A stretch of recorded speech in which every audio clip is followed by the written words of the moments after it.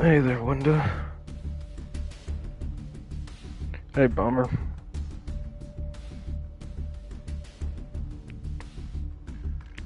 Let's see here. As usual, just sending out my links real quick. Then we can... Well, I was going to say enjoy the last day of ranked before the WCS qualifiers, but that implies that I enjoy ranked. We're going to tolerate ranked for the last time before the WCS qualifiers starts tomorrow, but I'll be starting on Wednesday when I stream.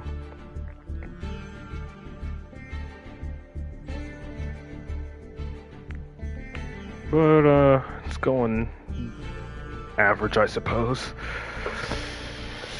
I was doing a little bit of like browsing around, and then I actually realized just how cheap Valmonica is. So for Valmonica, the only URs you need is just 3 of this, and everything else is super rare and below. I didn't notice that before. Well, more so than usual, Window. We still want to. It's just the WCS qualifier is going to make us want to do it even more.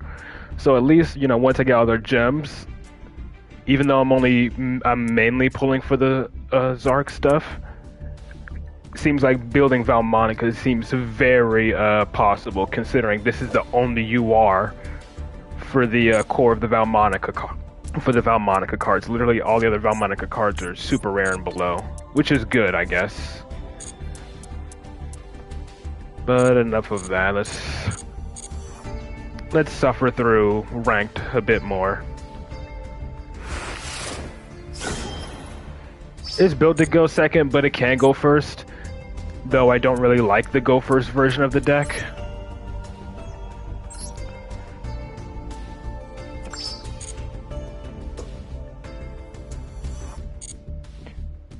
Like, usually going first, what I usually see with them going first is usually ending on a IP and a Baguska, and I honestly don't like that for a turn 1 board. Seems a bit too floodgate reliant and boring, honestly. But I still want to at least give it a try, you know, considering I do have pretty much all the core cards for the deck. But yeah, very cheap. The only UR for Valmonica is the level 4 non-pendulum. Yeah, Angel and Fiends. Yeah, Angel and Demon.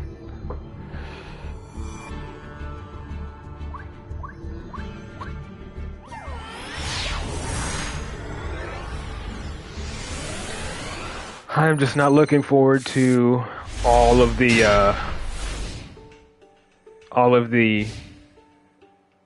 Snake Eye variants I'm going to see in the WCS qualifiers. Gishki, okay. Such as, what's it called? Especially Fire King Snake Eyes. I noticed it briefly. Congrats getting back to Diamond rank. I'm still suffering in Diamond rank. Sprite, Gishki Sprite, okay.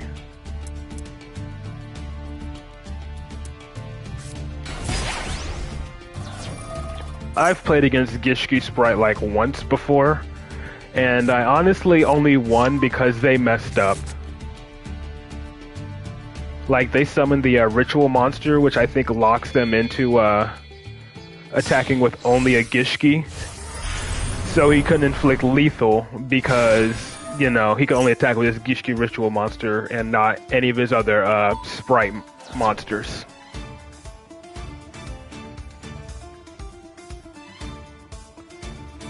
Just played against it today? Yeah.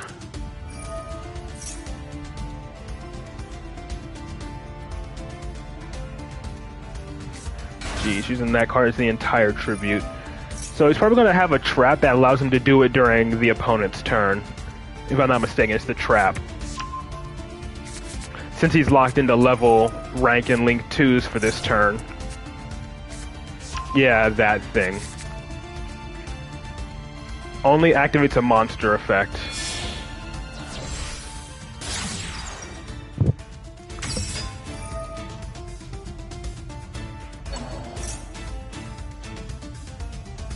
which means I'm gonna somehow need to get Jackal King and Endymion out to deal with it.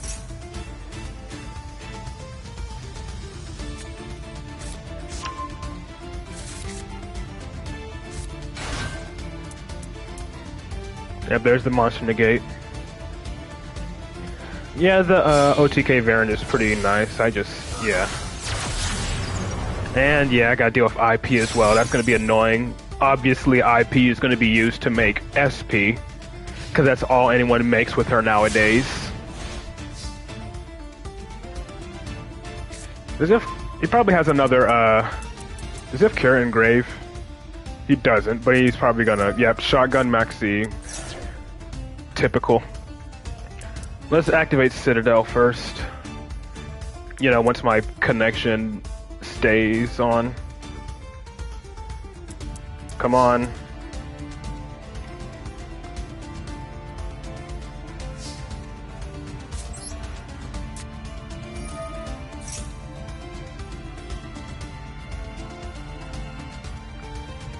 Oh, he probably has hand traps like Ash and whatnot. He doesn't have Carrot. But he's just gonna start doing a whole bunch of shit during my turn. Very nice.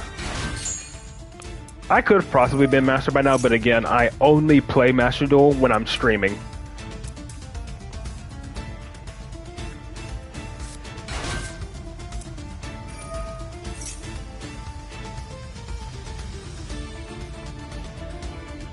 I'm calling it now. He's gonna have Ash in his hand in addition to the Max C.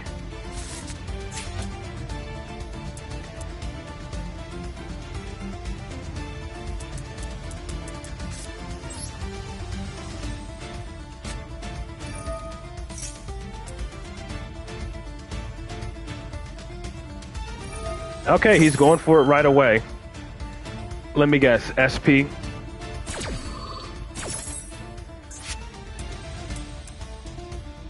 Rose's not even gonna let it resolve, just go straight for SP or something. What is he banishing? Reflection of the Field spell. Oh, he's going for Appaloosa. Okay. So I gotta do a 5 monster negates. And he's gonna summon Carrot. Or, yeah, Carrot.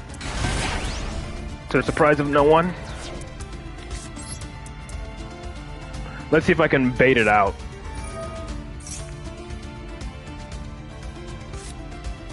Baby Jackal. I want to get at least one more spell counter.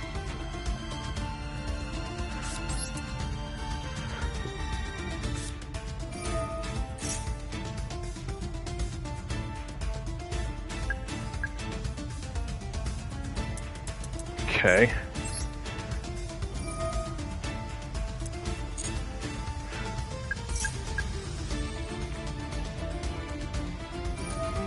Yep, tribute the red.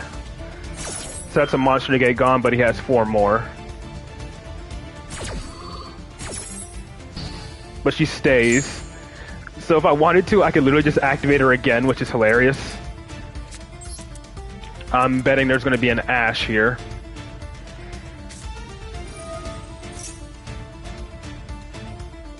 No? Okay.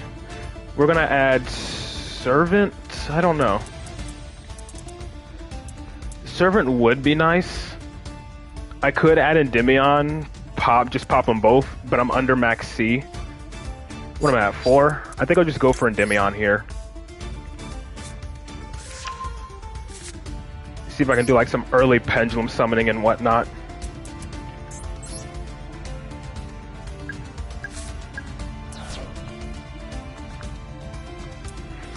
Yeah.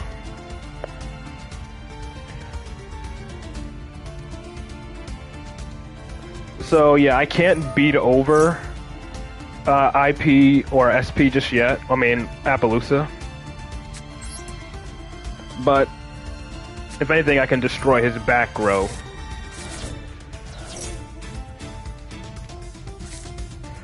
Alright, I got called by.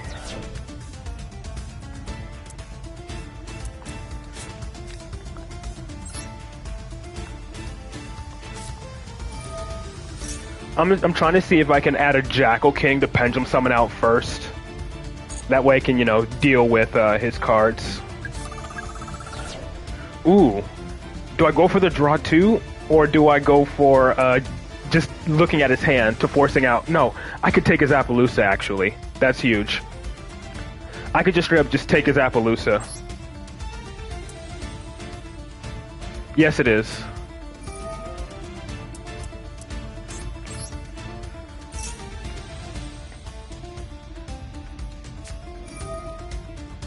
And he has cross out to stop it, which is fine, I guess.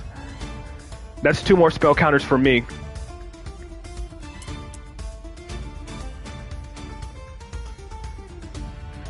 Wait, does he have a way to ritual summon now? I thought that was the trap, but I guess it's not. He doesn't. He doesn't have talents. So that's what that pause was. He thought he had talents, but he doesn't.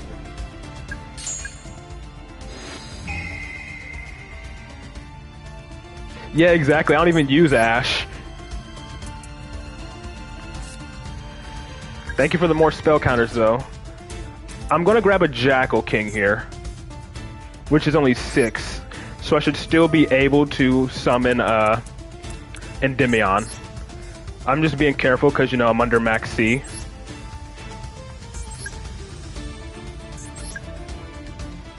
Oh wait, I should be just removing these off of Reflection.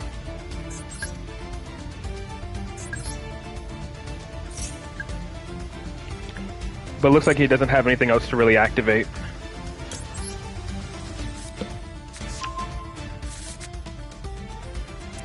Okay, I'm gonna normal summon this.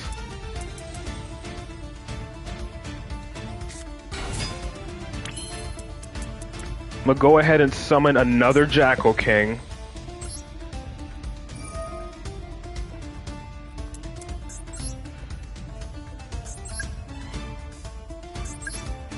And then Pendulum Summon, pop, and go for game.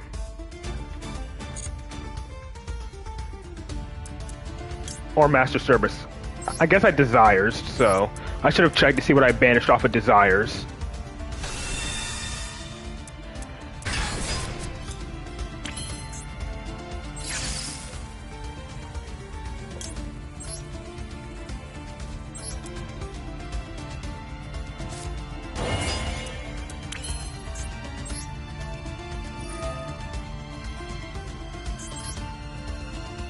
I'm gonna leave 1 on Reflection.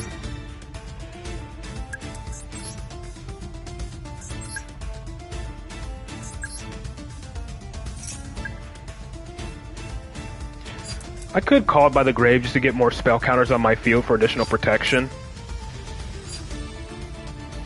But I'm not going to yet.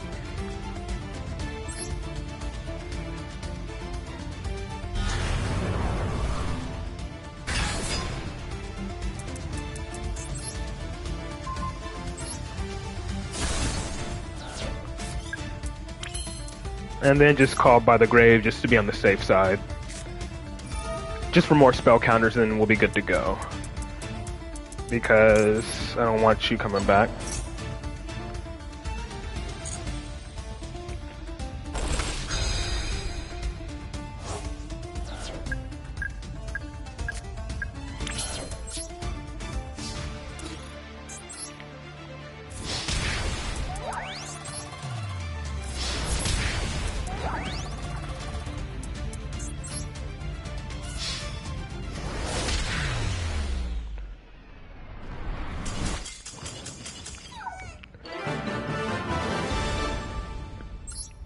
I mean, I know that guy was mad when he activated freaking Crossout Designator, thinking he had freaking talents.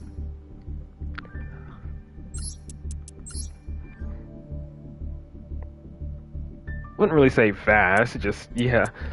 As Crossout Designator does not have talents. Yeah, I wanted to get the extra spell counters just in case he had Nibiru. I mean, yeah, but I didn't need to, and I was saving Endymion's... I wanted to save Endymion's negate just in case he drew into Imperm after I popped his field. But it looks like he didn't have the trap to summon. He uses the spell that tributes. He didn't have it though. He didn't have any of them. So he uses this to ritual summon. Which, what does this do? Yeah, just negates a monster effect. Can't use 10k life points, I guess. You must also tribute monsters. Is it this thing? Alright, that's the one that tributes an opponent's monster. Lose life points equal to the original attack of the ritual summon monster.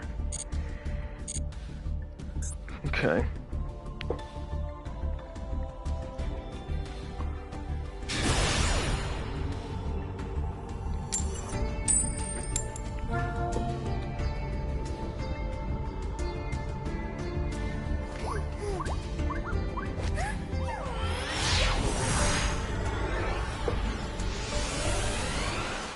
You're talking about my Draco Slayer test duel video? Yeah, that was on my my mobile account.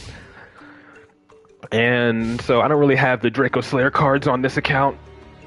And even if I did, I'm on console, so trying to do my turn 1 plays with them would take forever.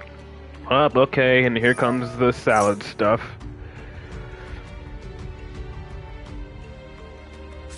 This hand ain't looking too good.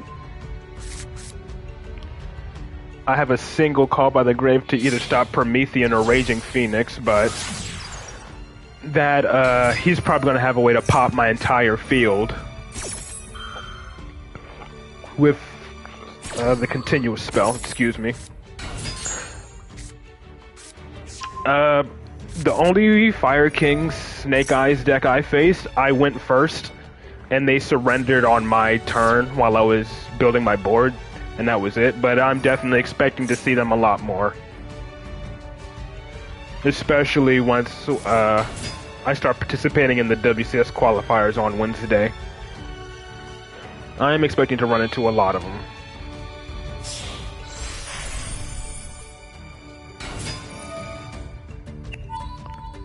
Funnily enough, I think this is the first time I've ran against Salad that didn't open Terror Top to make Mirage Stalio.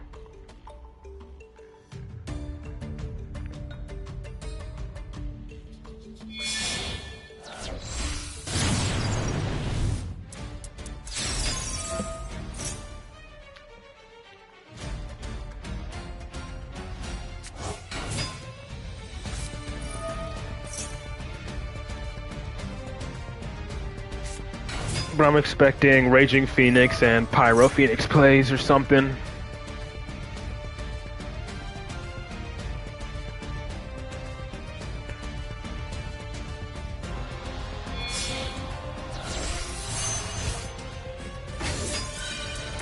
Fire Fist. And he's gonna use that to add Ash to his deck, which add Ash to his hand is annoying. That's so annoying, being able to add Ash to your hand. Just like that. Raging Phoenix.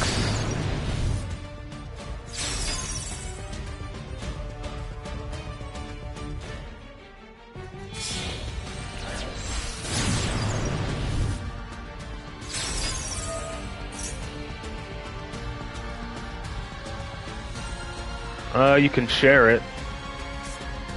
And I'll watch it. And I'm pretty sure he's going to use Salamangreat Roar to try to freaking negate if I try to called by his Ash or Promethean or whatever. But this hand ain't looking too good. Hey, Shadow.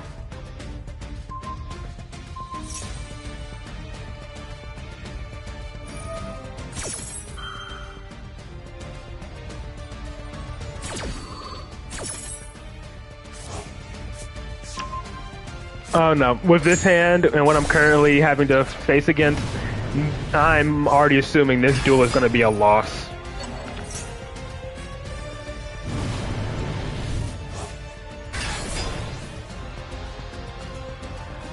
I think that's just so annoying that a deck can just casually add Ash Blossom from their deck to their hand like that.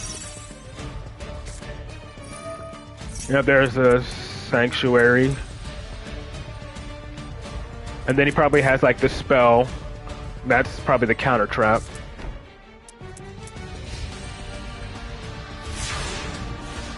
And probably the other one to pop or whatever.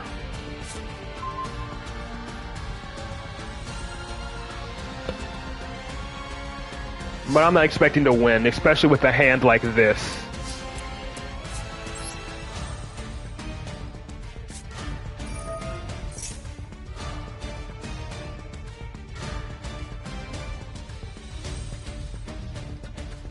Yeah.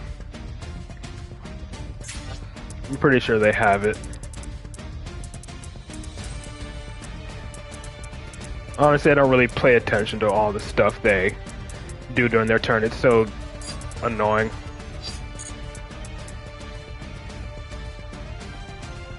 I mean, if anything, I can like try to force it out early, I guess.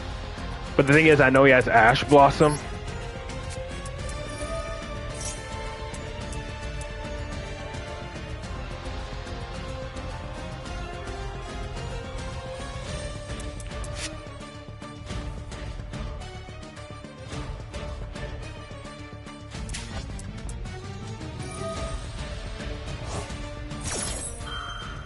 Yep.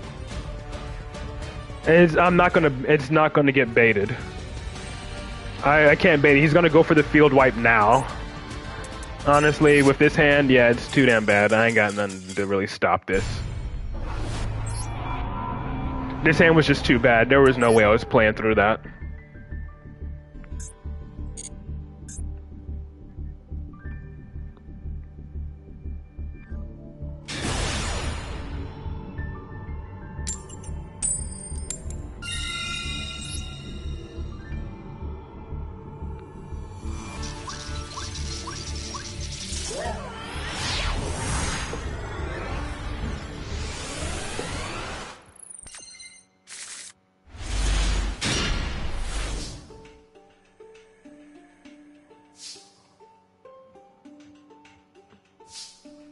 Can Pen Magician beat can Endymion beat Pen Magician if they get the trap? Depends on on how they activate it. And I only have one activatable spell. Yeah, that is pretty powerful. Well, I'm gonna have to deal with a Max C, it looks like.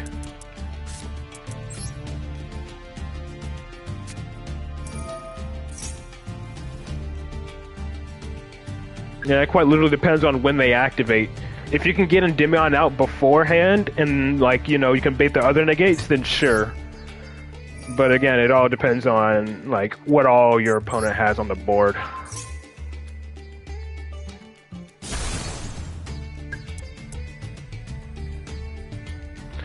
And I'm gonna get Max Seed the moment I activate this anyway, so... Yeah. Appaloosa, IP, and Vortex, and Baron.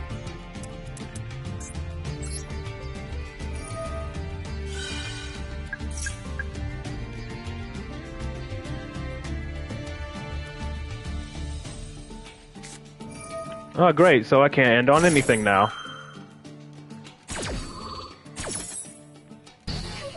I literally had no way to bait an Ash, so...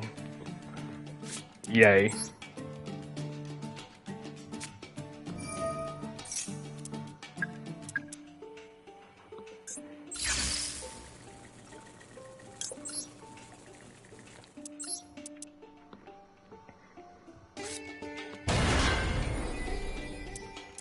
And this is literally all I can do, which is terrible. Because I had literally not one draw spell card somehow, when literally half of my deck is draw cards, or some form of spell.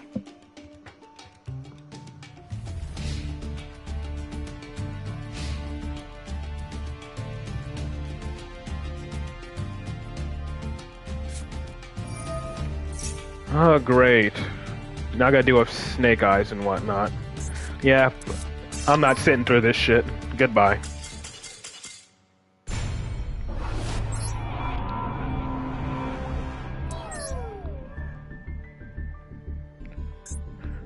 So that's 2 duels in a row where I've gotten a terrible hand.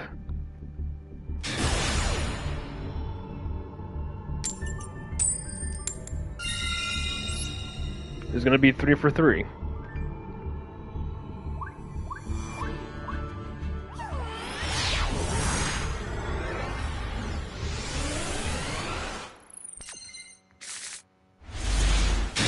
Well, it's better than nothing, I guess. This is a better hand, I guess. At least I have a good Ash bait in Master Cerberus.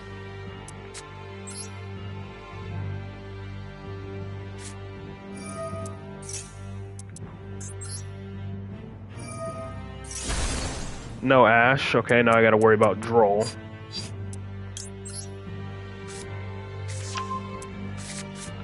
No Droll.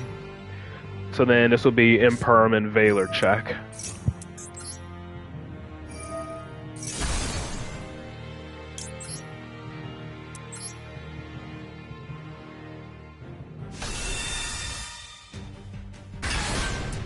None of those.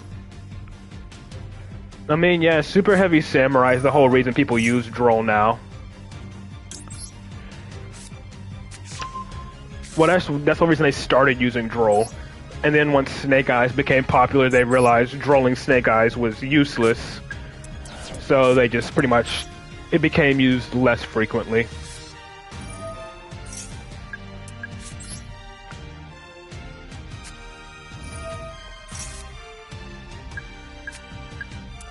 Okay. With this, I can at least, you know, bait and Gamma.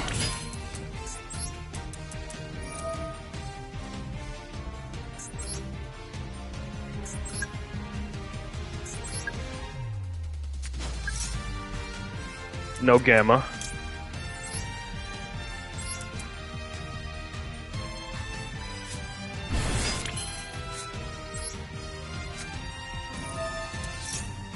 So this, I'm already on summon number 3, and I have a Jackal King to negate.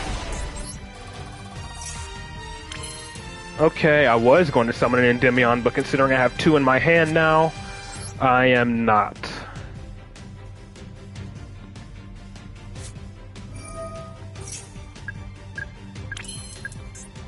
I'm just gonna summon a 3rd Jackal King.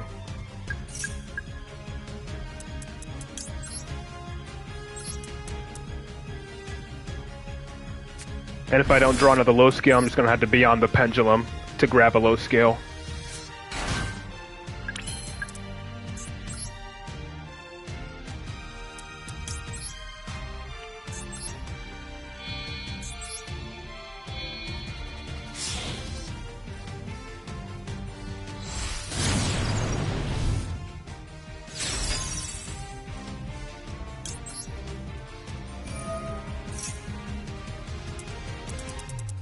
Okay.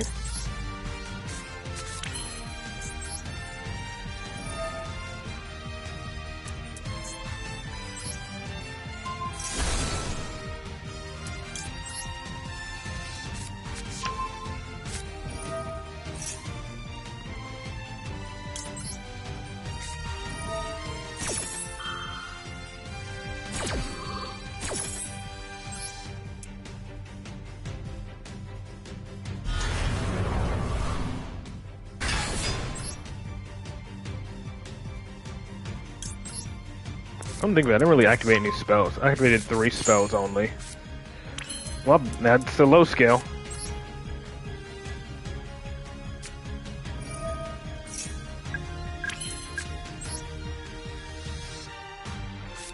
And then I can probably use Basilisk after the fact to draw, see if I get anything good. But I'll probably have to set it, considering the fact that I used Into the Void.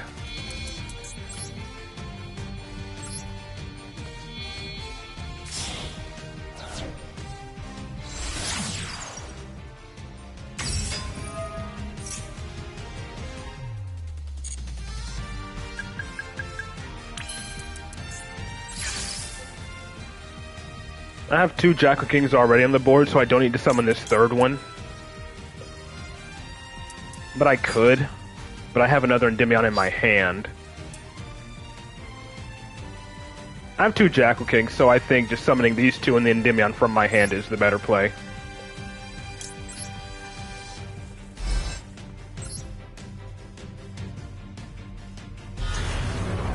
Yeah.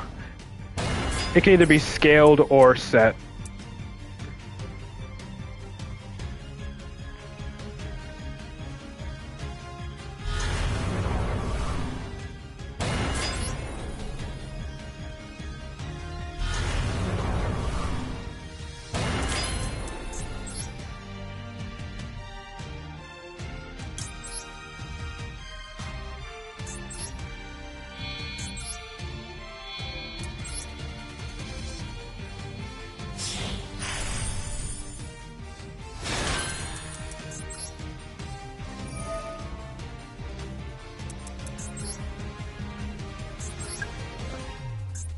I remember someone asked me, like, why do I always remove all the spell counters off of Celine first? I only do it because I think that decreases her chances of being a target by my opponent's card effects. Usually, whenever they see a spell counter deck, they tend to go after the cards that have spell counters. So my thought process is, maybe if Celine doesn't have any spell counters, my opponents will be less obligated to go after her.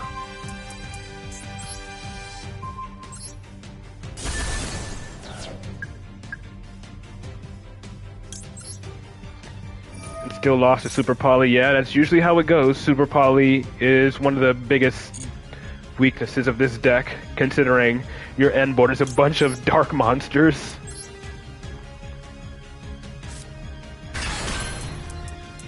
And spellcasters.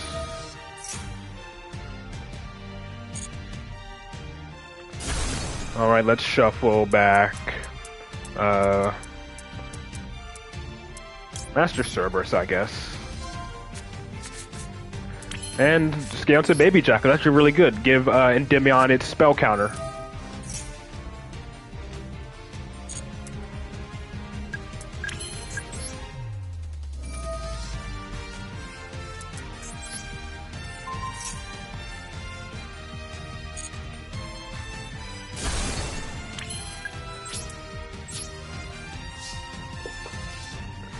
Pendulum Wish being able to fix the scale, destroying her.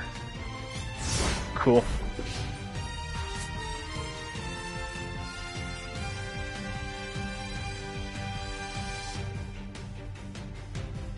Only use 2 cards to get rid of 4 negates, yeah. Super Poly is definitely one of the bigger things you gotta worry about. But still, for the time being, my Vortex can't be, Alright, so I'm not gonna negate this, because I want to see what he's playing. Also, I'll take half damage.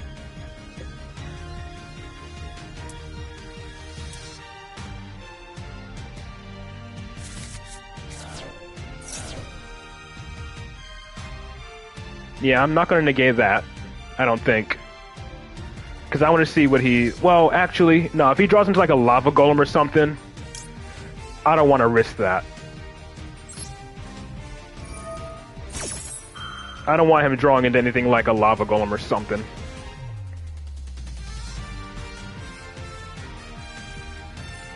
I've learned my lesson from like watching other people who let Prosperity go through and then they top deck into like a lava golem or something.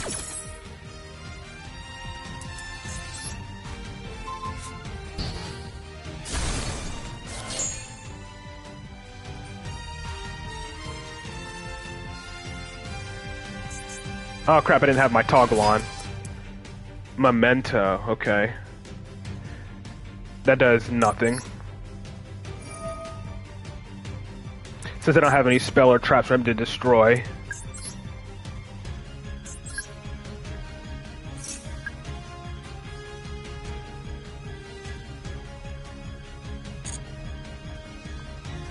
And then just reborn the Endymion from my grave.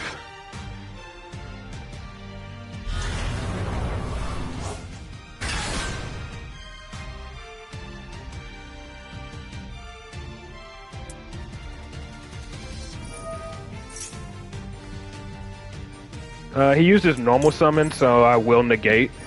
Just so that my other Endymion can have a bounce target.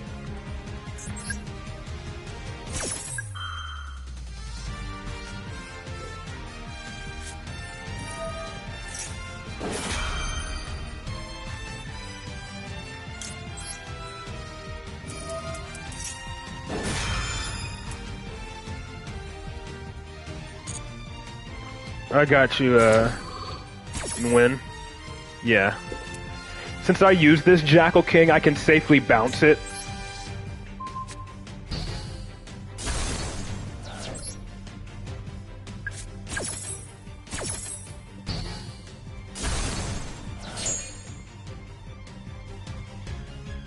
And I still, yeah, that's game. On board. No BM, nothing like that, just go straight to battle. I'm not gonna scale anything, literally don't need to. My opponent had enough dignity to sit through my long ass fucking combo. So I'm not gonna BM, not gonna activate anything extra. Go battle, attack for game.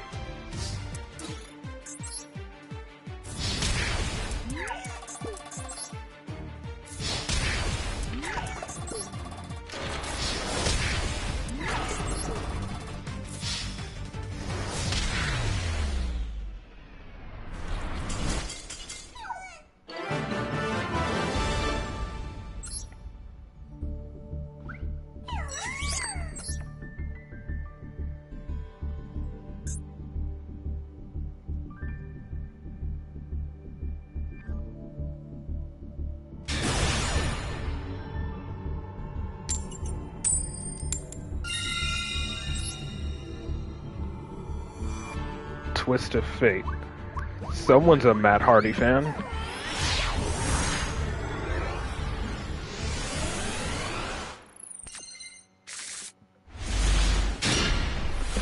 Okay.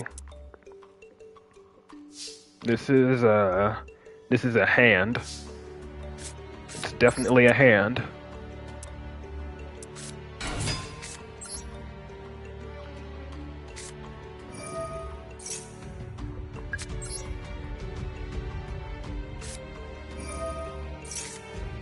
Oh, well, there's Endymion, I guess.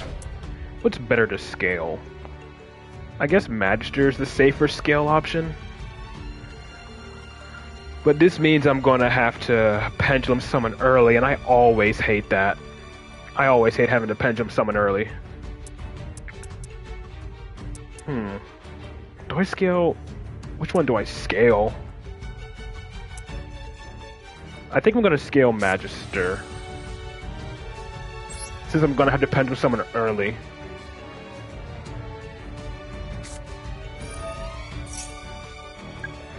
And this can at least, you know, check for Gamma.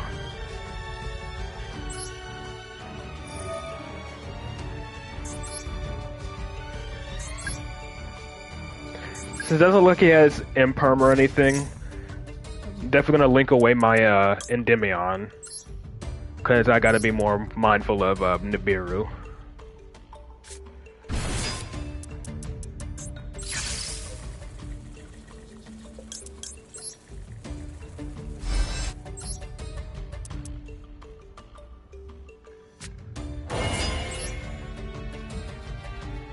I hope I don't end up making my board worse.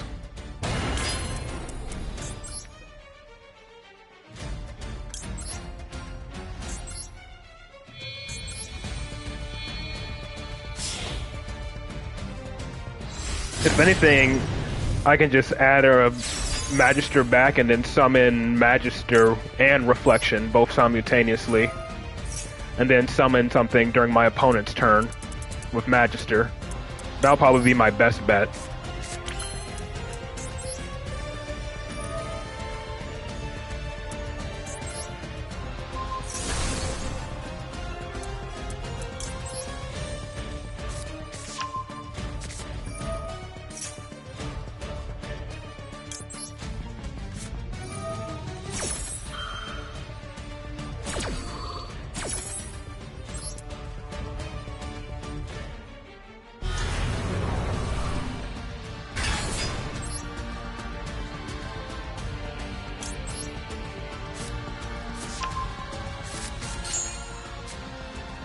And there's another Endymion.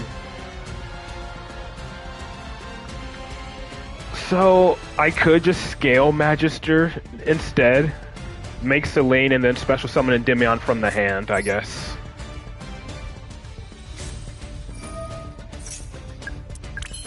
Still, only one activatable spell, so this Selene's only going to have 3 spell counters.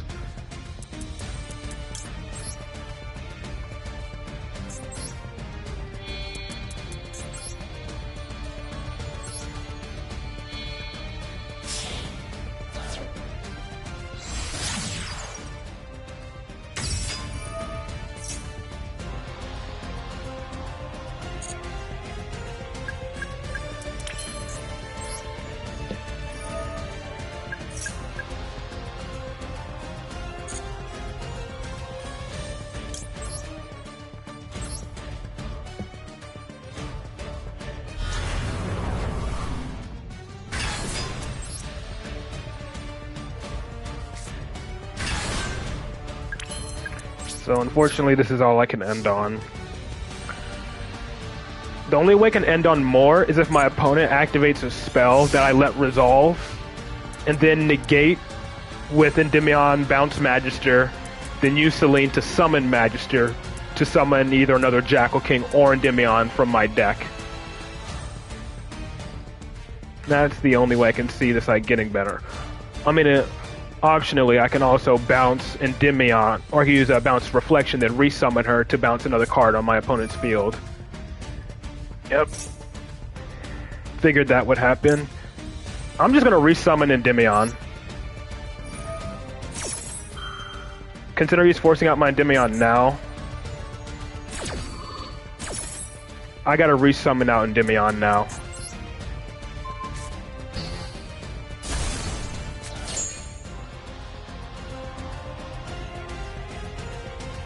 He has his toggle on as well.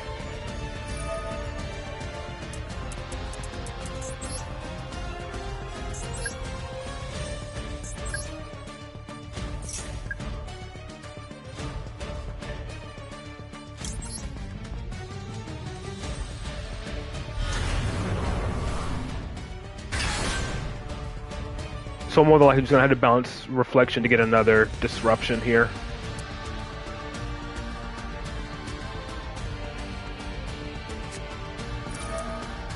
Ah, okay. It's a stun deck, which I don't think I want to negate. It's a risky play, but still. At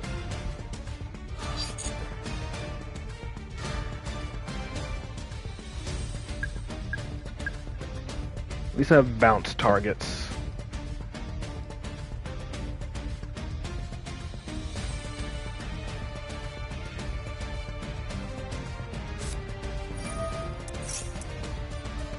Ah, okay.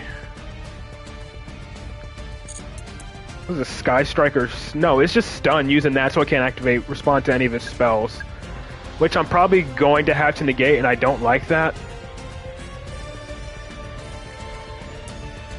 I mean, yeah, Sky Striker does use Kaiser Coliseum. The only thing I can see him doing is using Coliseum as send fodder. But he has another response, which is probably something like Widow Anchor.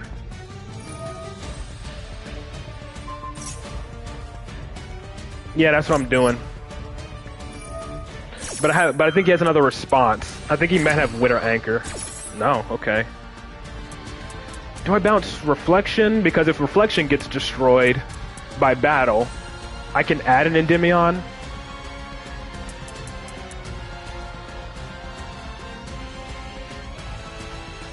Do I bounce Reflection or do I bounce Magister? Usually Reflection's monster effect when she's destroyed doesn't matter. He won't pop by battle. Only does by card effect, true.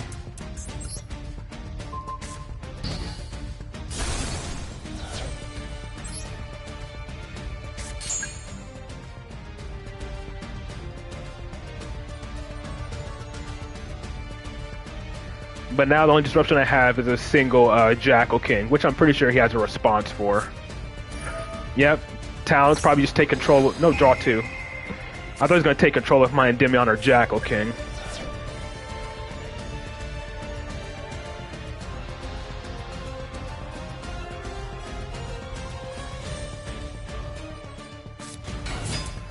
Yeah, I figured he would.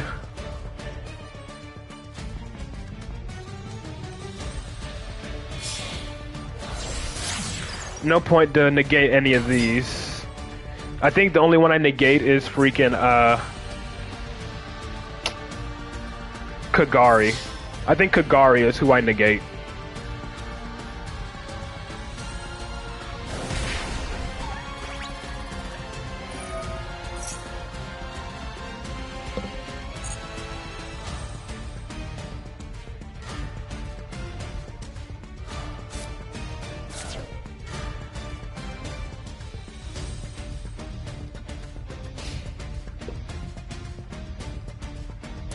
He has Ray.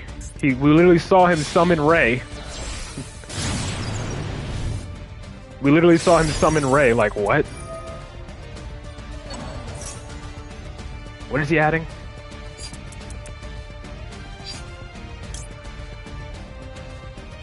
Like, we literally saw him make her with freaking... We saw her make Hayate with Rei.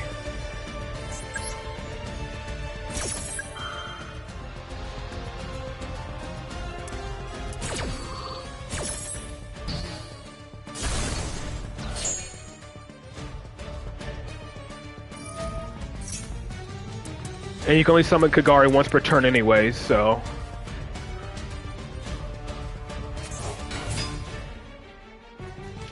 So Kagari, I don't have to worry about coming back.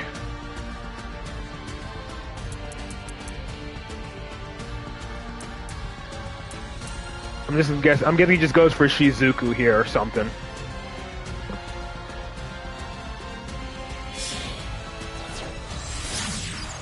Yeah.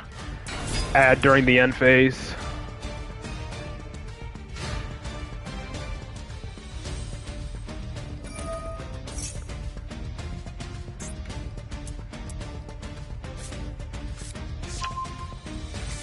We're gonna do activate it immediately. I know your toggle's on. No, okay. Just gonna immediately summon out Endymion here and go for game. I know. That's what I plan to do.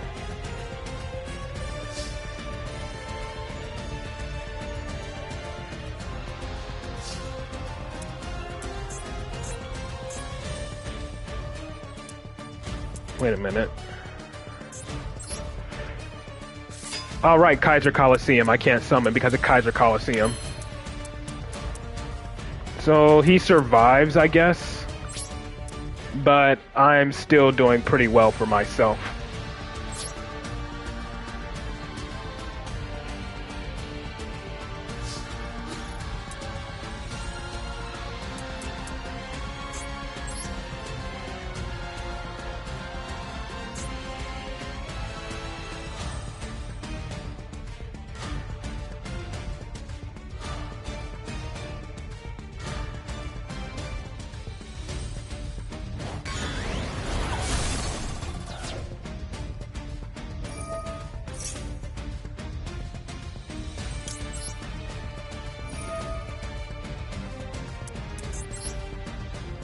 I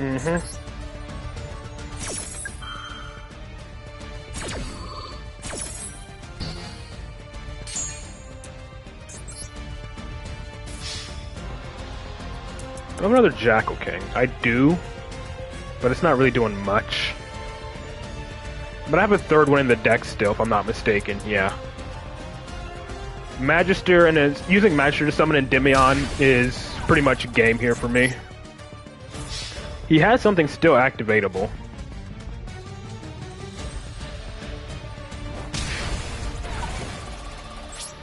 Alright, main phase 2.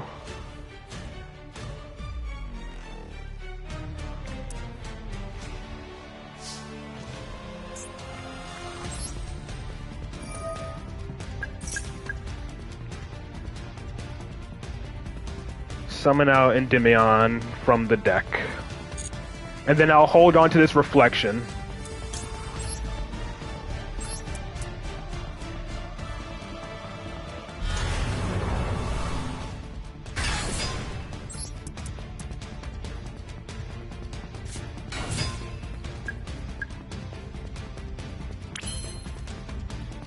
Celine summon reflection, bounce Endymion and pop? I guess. But, well, it's too late for that now. Yeah, it's too late for that now. Already summoned, so... And all of my zones pointing to Celine are full. So in hindsight, I could have summoned Endymion here. But it's all good, I think. I'm gonna just hold on to this Celine, since I didn't activate the spells.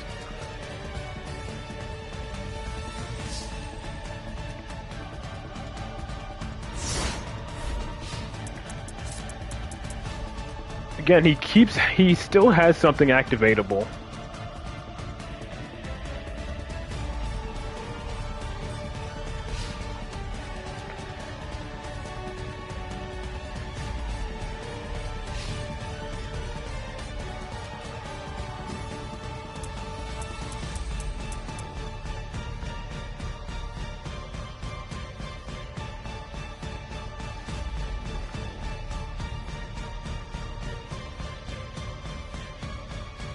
True.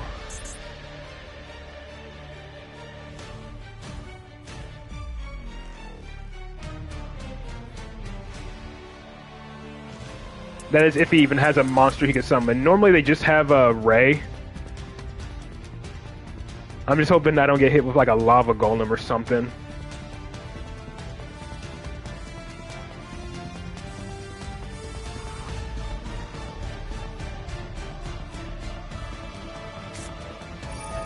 Yep. If you control no monsters, you can special summon for the rest of this turn. Also send one other card you control, special summon a Sky Striker Ace from the extra deck.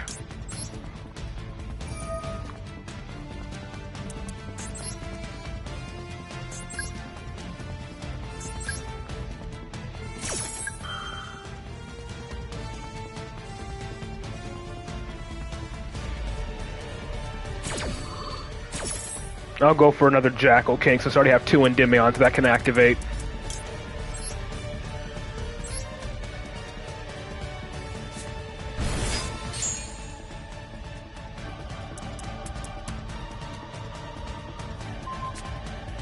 Ah, it was a cross out.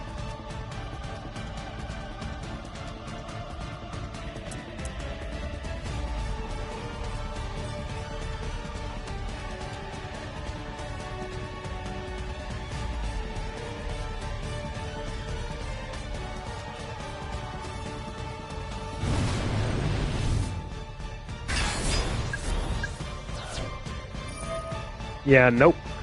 You can't summon anything else anyways.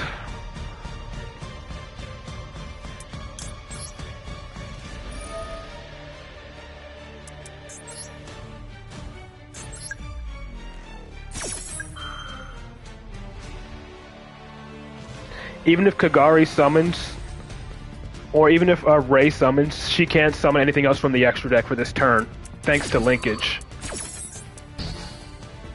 Yep, you cannot special summon monsters from the extra deck for the rest of this turn after she resolves. But is it still worth it to negate her?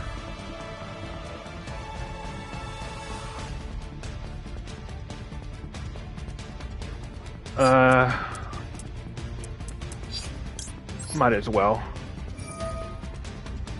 What's my rank? I'm currently Diamond 3.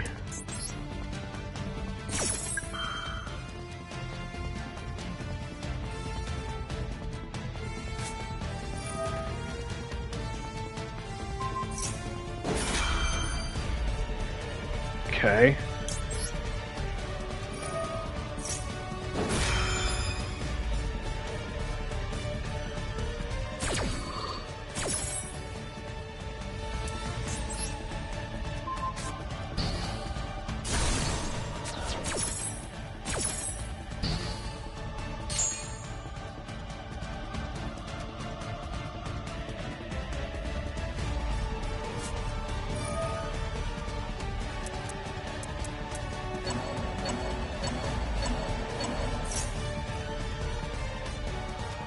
Ooh. Do I negate that? I mean, I know he can't summon from the extra deck, but I don't want him drawing into like another Widow Anchor or freaking Afterburners. I do still have an Endymion to negate, but I don't know if that's actually worth negating. Or do I just let it resolve to gain more spell counters on my field? Because if I negate... Because then, if I negate, I have literally no spell counters here. But screw it.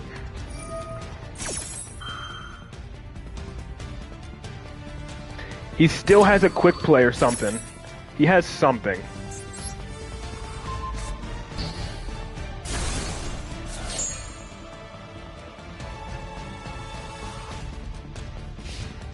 I guess it wasn't worth it.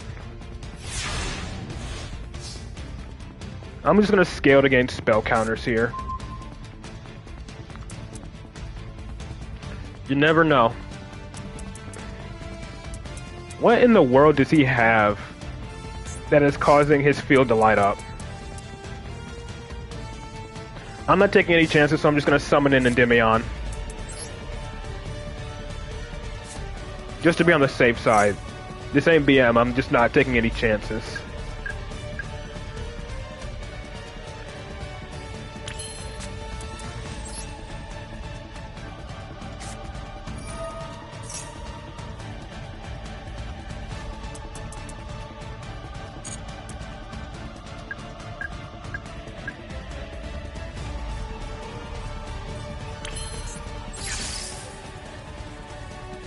I'm not gonna even summon Sloth.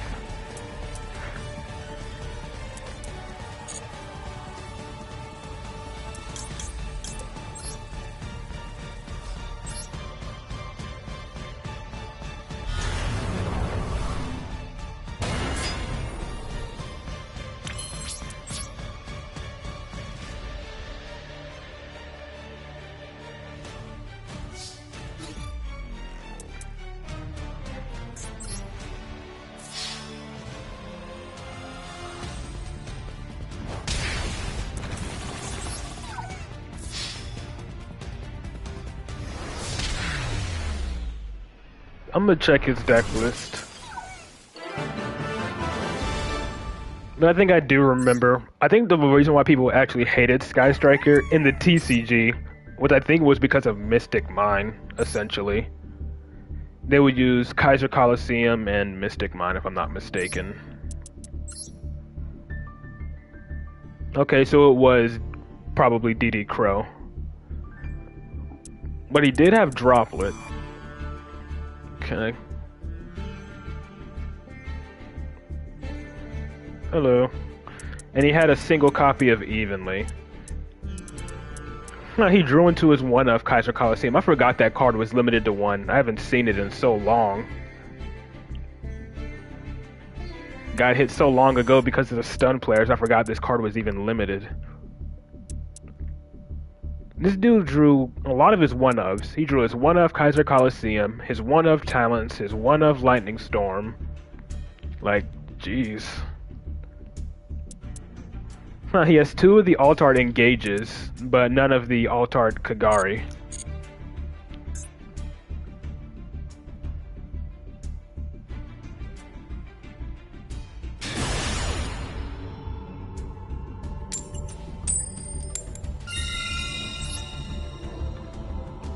But yeah, Sky Striker is usually not an issue for Endymion, unless, of course, you brick.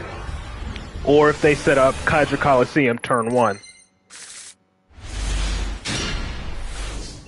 Okay, this hand is good, but a single Ash Blossom hurts. I'm gonna use this Upstart to scout for it. But I won't know because he has Max C from the looks of it.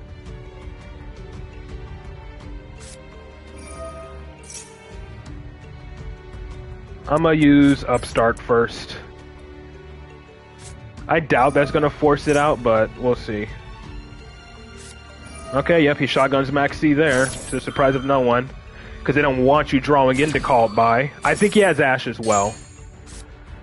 I think he may have Ash as well, because his field lit up.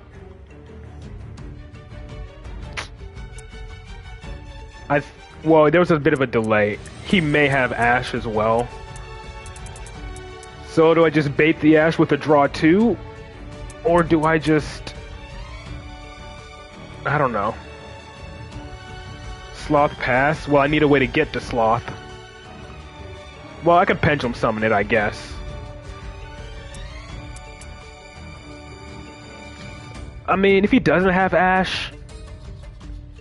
I lose to freaking Max C.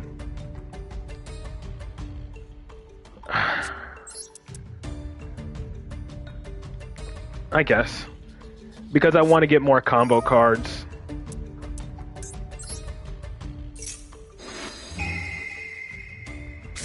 So he's... Oh, so he has Valor as well.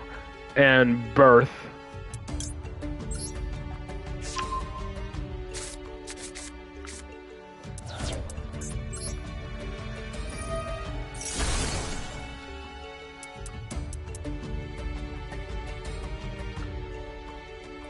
Now, what do I go for here?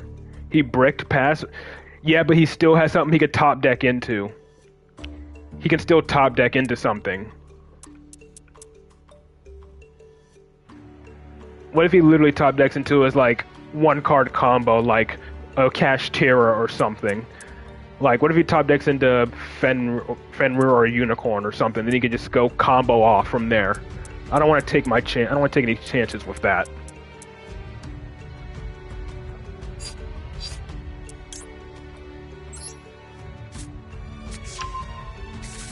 I'll give him one draw. Just one. Exactly.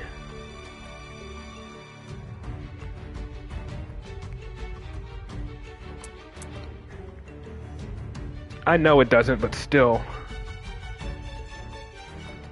Exactly. So literally, saying a brick and then just making me pass is not a good idea.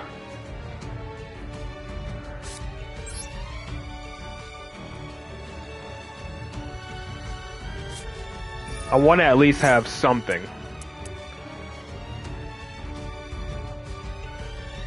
Something is better than nothing, than bricking on an empty field. I mean, yeah, but by that point, it's going to be, I can actually attack by that point. By that point, I'll actually be able to attack, so it won't be that bad.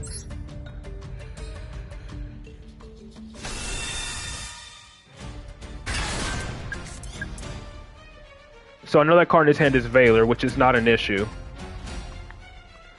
I'm going to add Servant, set my scales, summon Sloth, and pass. Yeah, I know he has those.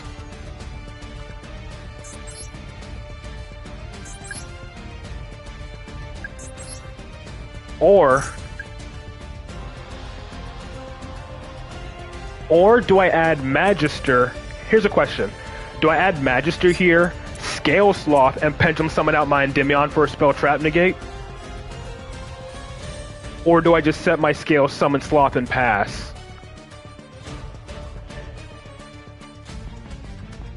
Because I am thinking really hard about this decision.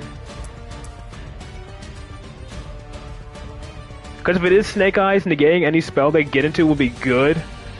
Especially if they have Subversion.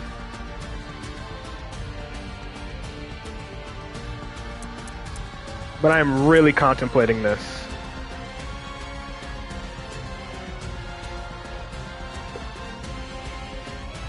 Magister, summon Endymion, I guess. Alright.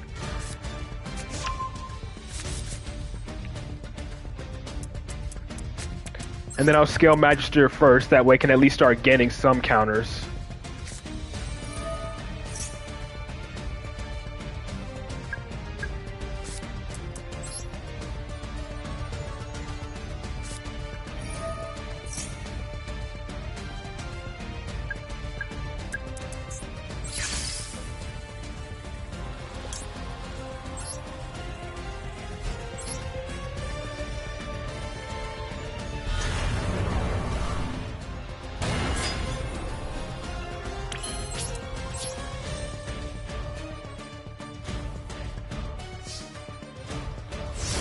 So he has Valor, Birth, Maxi, and he top decks Imperm, of course. Who did he target? Master Cerberus? That's fine. He shotgunned Master Cerberus in the draw phase. That is absolutely fine. He's not doing anything.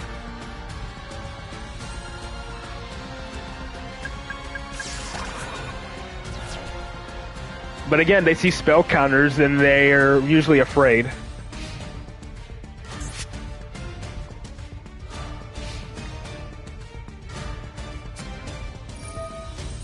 Yep, no, I figured it was Snake Eyes. Do I actually negate his Bonfire though? That's the question. Do I actually negate Bonfire? Or do I just wait for him to add first? Because I know Poplar's a one-card combo. I think I do negate.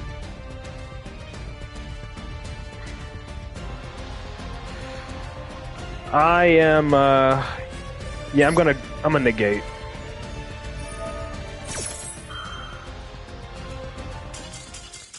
Okay, he should have negated Endymion.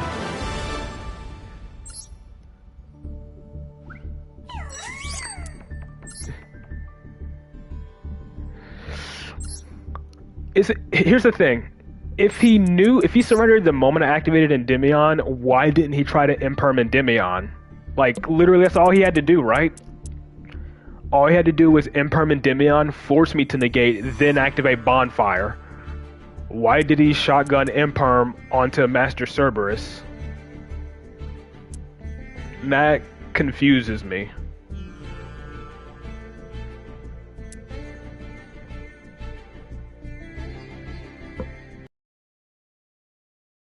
Thought is the only reason why he negated Master Cerberus.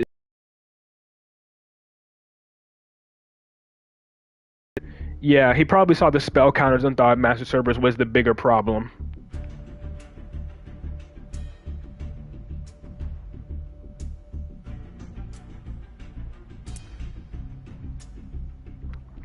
Because look, he literally all he had to do was, to go full combo was use Imperm on Endymion and force my negate out. That's literally all he had to do.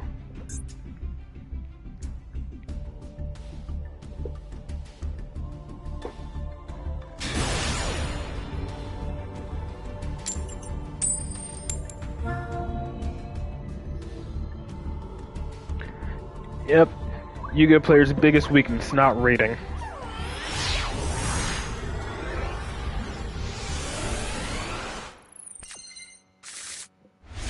You know what's funny though about people who say Endymion, who people say Endymion's text is quote unquote literally an essay, have literally never read a freaking book in their life. If you think 181 words is an essay, you're delusional. 181 words can usually fit onto a single page of a book. That's literally it.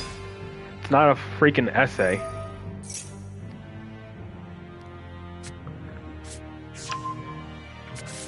Shoot, sometimes 181 words is barely a paragraph. But we got full combo Snake Eyes going off here. This hand ain't too bad though. Obviously, I'm gonna have to. My biggest concern here is hand traps, obviously, and SP.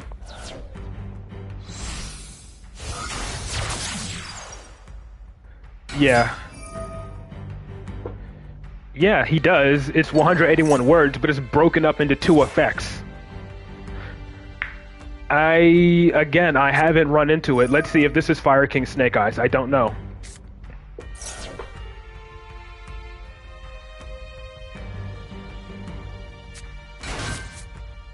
Oh, well, we're about to find out. This is my first time actually playing against Fire King Snake Eyes.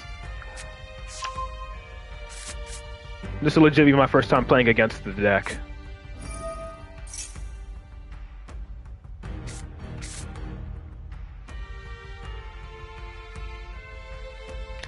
But still, anyone who complains about too much card text, or the people who just want to be carried by meta decks where they don't have to think, it's why I play Pendulums. Because it actually requires thought and strategy instead of just mindlessly going through the same goddamn combos every single time. Like, you can pretty much... I mean, obviously, I don't know what the combo lines is for this because it's new, but literally, you can pretty much say play by play exactly what every single Snake Eyes player is going to do because it's the exact same shit. I know. That's one thing I'm concerned about. Fire King benefits from you destroying their cards. And then this thing protects as well. Well, specifically the field spell.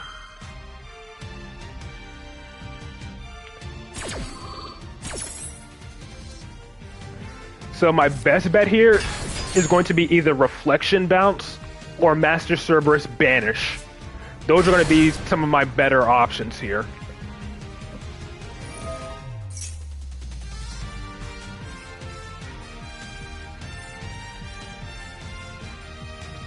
I don't want to bounce the field spell because that'll destroy all of his cards, which will then again trigger all of his Fire King monsters as well in the grave and everything. Unless I top deck Necro Valley. The only way I can safely pop these cards is if I top deck Necro Valley. Yeah. I mean, don't get me wrong, this hand is pretty decent. Like, this hand is pretty decent, but again, I gotta, like, worry about hand traps as well. And, you know, IP going into SP and all that other bullshit. In addition to the, it doesn't. It says if it leaves the field. Oh wait, never mind. Sent to the grave or banished. Never mind. So that's good. That actually works out, honestly. That gets around this thing protecting and popping a card in his hand instead, or popping one of his Fire Kings instead to protect his field spell.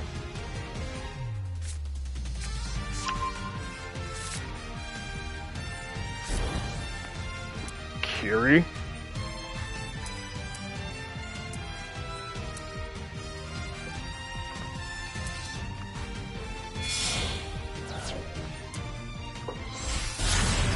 Yep, there's the IP to go into SP after he makes Promethean.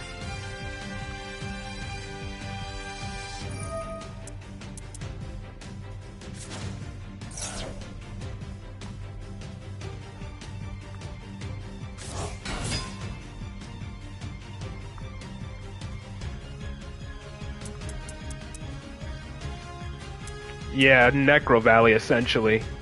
If I top deck Necro Valley, I think that's going to force his IP, honestly. And he hasn't used Flamberge, so he's probably going to go Promethean, use Flamberge to put IP into the back row.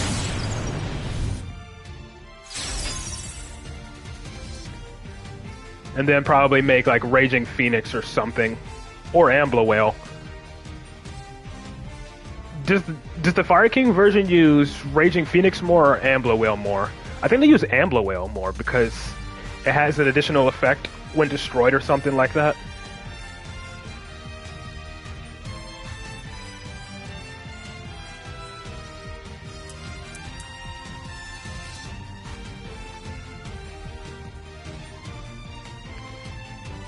Whale, they use Whale more.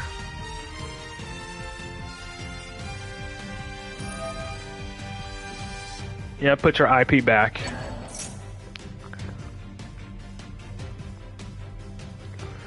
Again, for right now, my biggest concern is IP going into SP. That is literally my biggest concern right now. Aside from, obviously, hand traps, which I'm pretty sure he has as well. Okay, so it's mostly just Ambler Whale then, for the Fire King version. Oh, is this an Exceed? Oh, right. That reminds me. This thing can quick effect Exceed summon if I special summon. That's going to be annoying.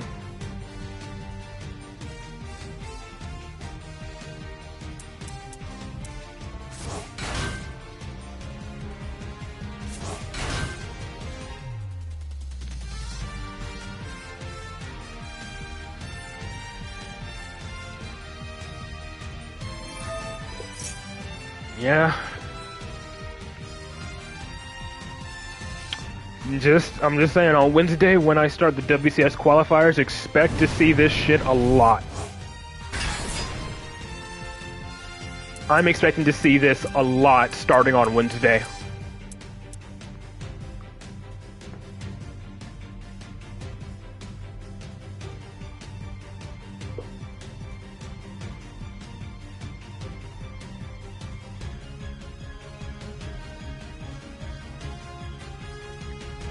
So one thing that completely screws me over right now is, okay, so he is making Raging Phoenix. Is if he ashes my Master Cerberus, I try to go for Servant, and then he freaking IPs into SPs and banishes my Servant. If that's the case, then yeah, I pretty much lose from there.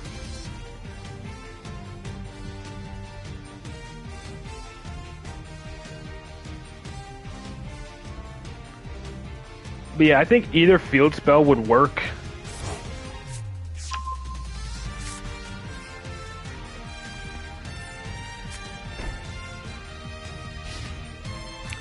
Because yeah, this thing, he can Xyz into the Fire King at the moment I summon anything, if he has another one on the field. I would like to go for the draw here. Yeah. Do I know what his set card is? I don't. I don't know what his set card is. I would like to probably grab Baby Jackal here. Yeah, as usual, the first time you activate anything, they summon IP.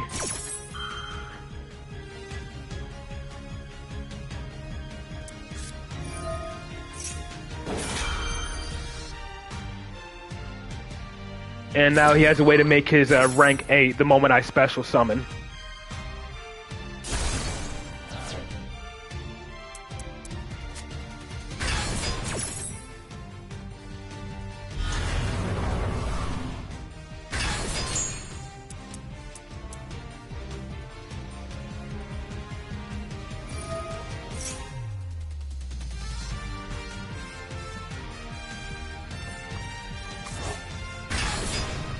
I think I'm gonna have to go for Garuda.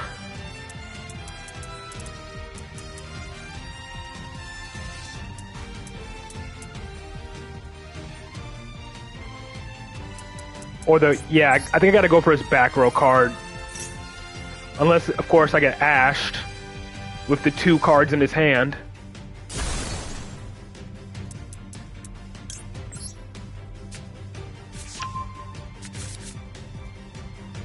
I could... So, here's the thing. I could go for this, which would either force him to immediately Exceed Summon preemptively, or I'd go for his face down card. I'm not going for the field spell. I think I go for this. I think I go for his Sanctuary. Because if anything, that at least force him to activate it early. No, wait, it won't. So, no Exceed Summon. I think I go for the Sanctuary.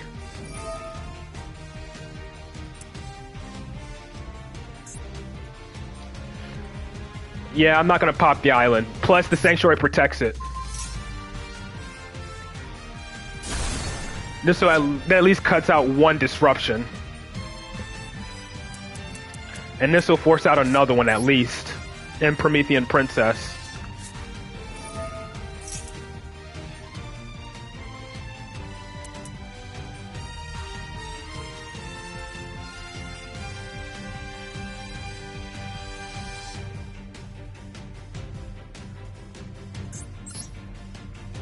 I just want to do this to try to force out as many disruptions as possible before I commit to my main plays. So I'm guessing this is where Promethean Princess comes in. Garunix? Which one is Garunix? I don't know. I do not know which one is Garunix. I'm guessing it's this one. Card special summoned. Special summon from graveyard. That already activated.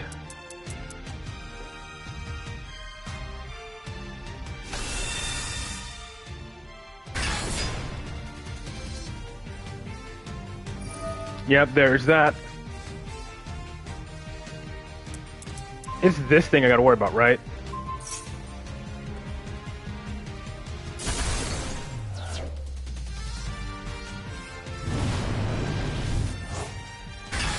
Now I still gotta worry about IP. IP is like the last main disruption. Or that's the set card that can quick effect destroy.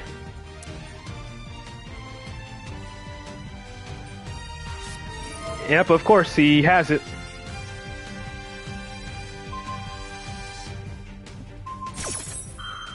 They somehow always have it.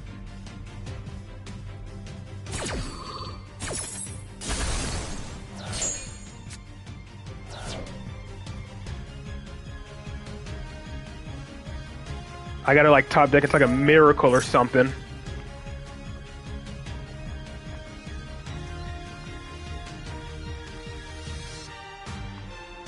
Then again, he's probably going to make SP as well.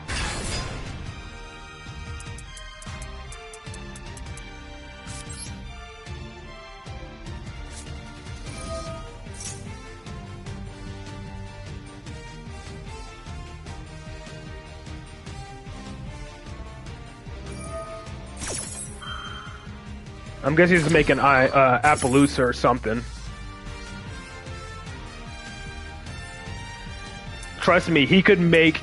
The moment I summoned anything, he could have made a rank 8 Exceeds, which would have popped all cards I control. At will. I was not letting that resolve.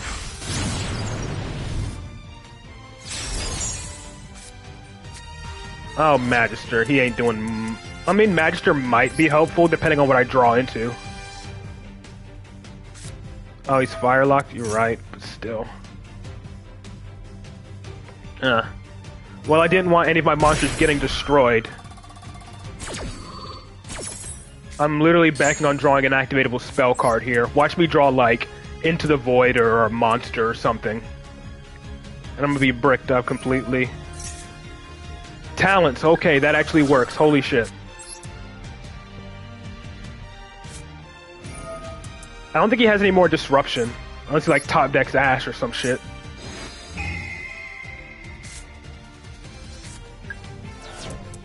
Okay, I can get a draw here.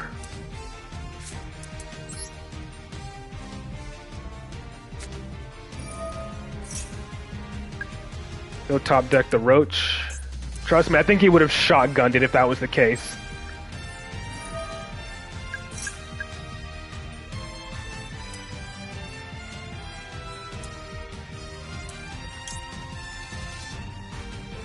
Did I normal summon? I did not, but it doesn't matter because these are both level 7s.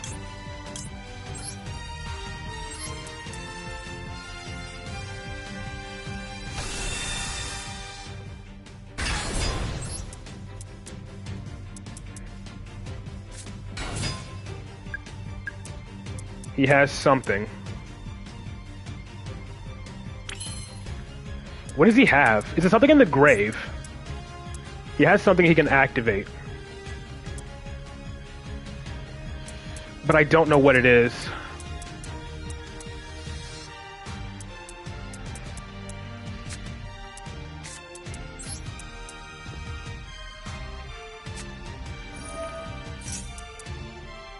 He has something, I don't know what it is. If this card is normal special summon, destroy. I want to banish. Well, let's see. Let's see what it is.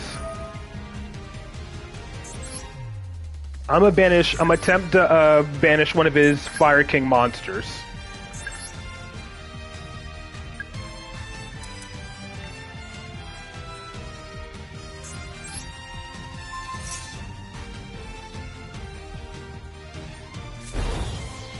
He didn't, okay.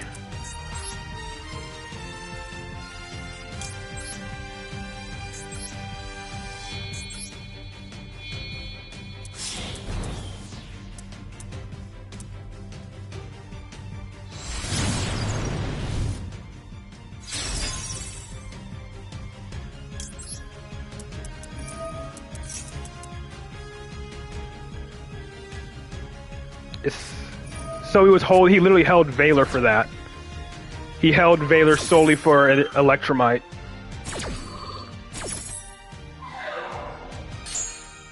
Which ain't too bad, it just means I gotta Pendulum Summon a little bit early. What can I Pendulum Summon? I could Pendulum Summon only Jackal King and only Jackal King and Endymion from my hand. Which is a little unfortunate.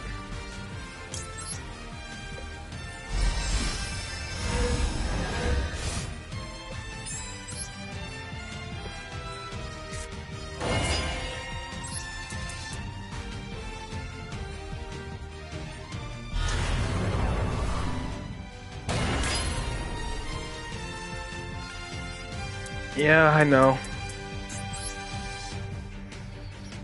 Trying to think. Promethean Princess is not a good idea here.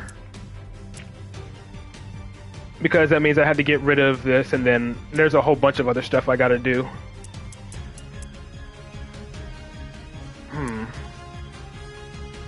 What would making Dark even do in the situation? Nothing.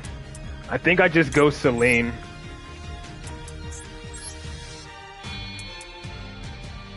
No, I'm not making SP. Like, if I make SP, I'd have to use one of my Jackal Kings, or I'd use Jackal King or Endymion, banish something, and then have to go into Endymion or Selene again, which leaves me with pretty much nothing, really. I want to at least keep a Jackal King on the field. I'm gonna go straight for Selene here.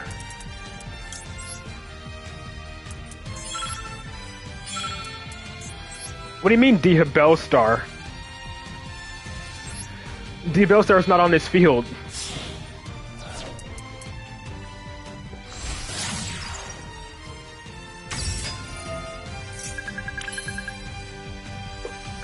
Pop the field spell, Garunix.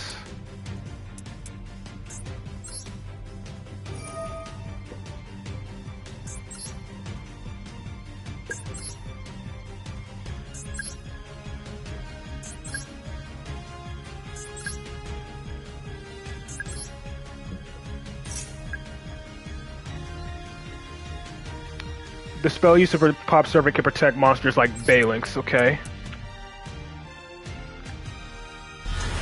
I'm guessing you mean Promethean?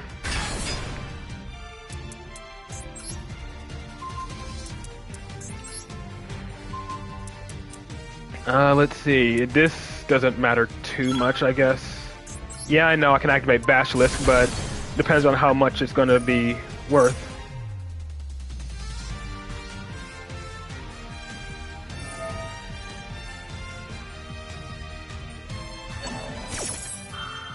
Raging Phoenix comes back.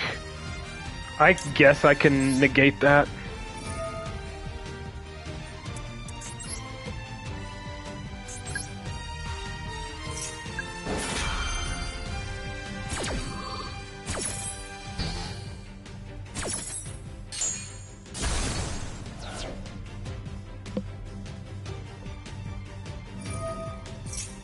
Yeah, 2 level 1 fires, whatever.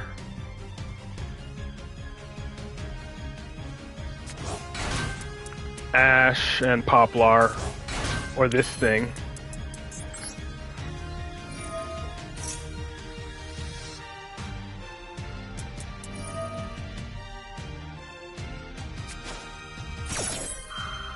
Okay.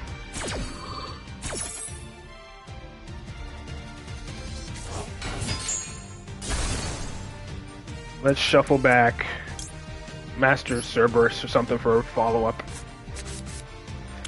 Chicken Game. Honestly, it ain't even worth it to activate Chicken Game.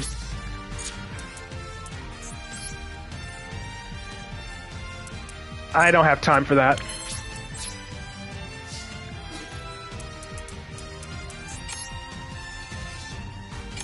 I don't have the time for game.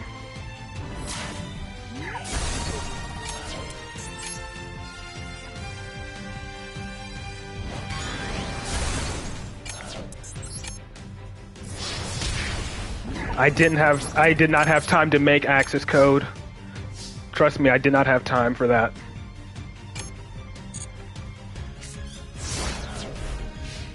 If I had the time, I would have gone for it, but I didn't.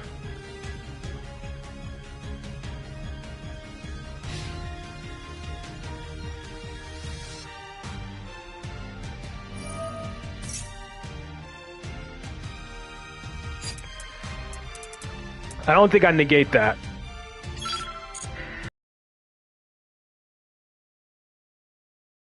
So there is no speed mode on console.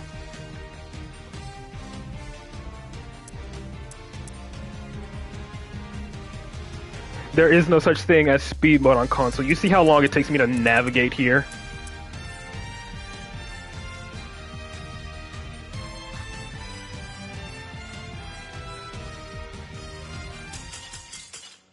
What? Okay, I think I think he might have actually had a connection failure there. I'll fucking take it.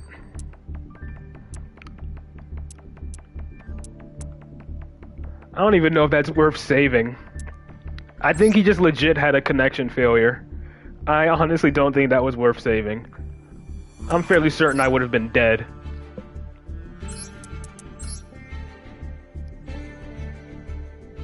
It was indeed.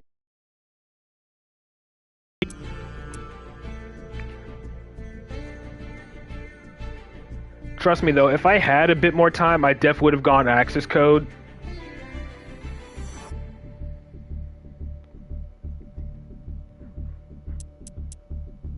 But yeah.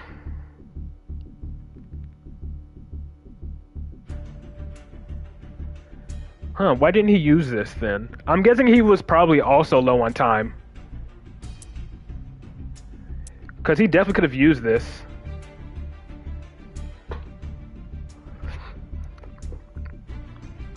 Why I chose to pop Promethean? I don't know. Like, I was just looking for cards to pop, I guess. You told me to pop Diabellstar when he had no Diabellstar on the field.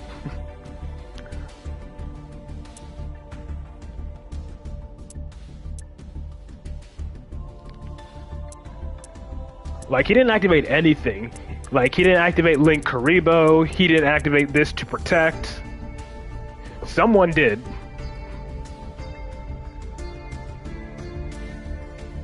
You did, Shadow.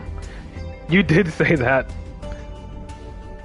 You said you definitely want to pop the field spell Diabellstar and Garunix. You definitely said that. I'm looking at the comment right now.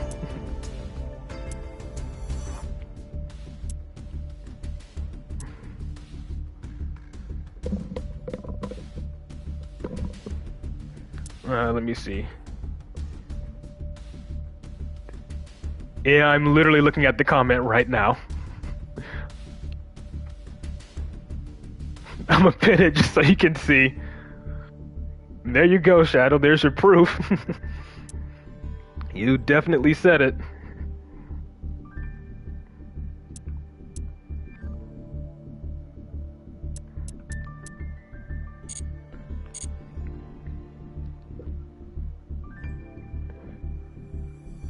Anyways, how much time we got? We got 30 minutes before I start looking at subscriber replay, so... I mean, I thought he meant something else too. He just confused me when he said Diabellstar.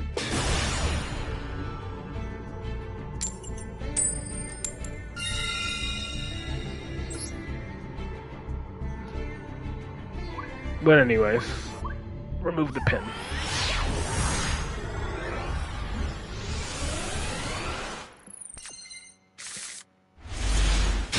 Oh boy, this is a hand. Yeah, in that case, then yeah, this replay was definitely not worth. That replay was definitely not worth saving. Then, if you would have said Flamberge instead of Diabellstar, then yeah. I'm gonna activate Citadel first, just to start helping generate spell counters. All right, doesn't look he may not have Max C. No Imperm Veiler.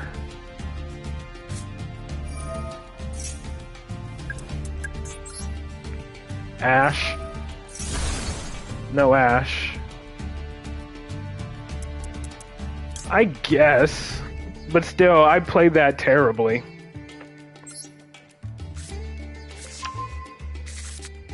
Well, it looks like this Talents is going to be dead.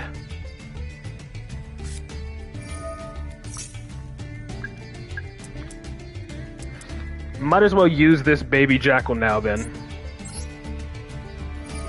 Yeah, I didn't really dismantle much of his board. I played through his disruption, but that was about it. But he definitely had follow-up, and if his connection didn't fail, he definitely probably would have beaten me there.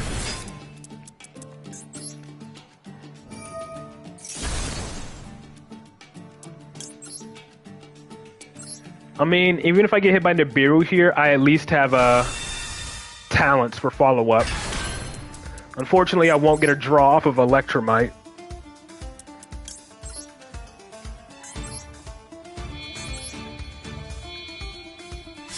But it's looking like this Talents is going to be dead.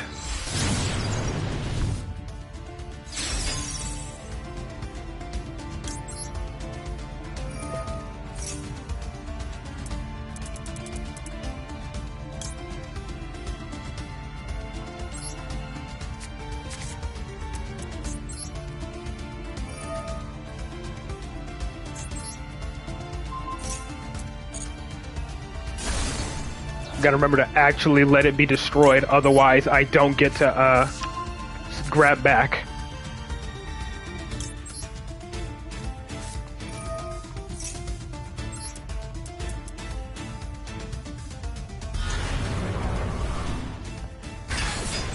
At least I get to summon 2 Jackal Kings.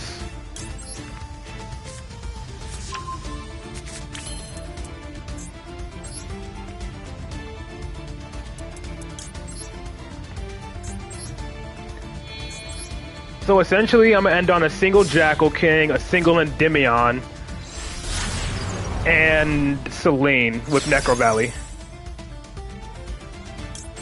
I think Necro Valley hurts Mikanko though, so even still, it wouldn't be that bad. How many spells are in my grave? Just 1.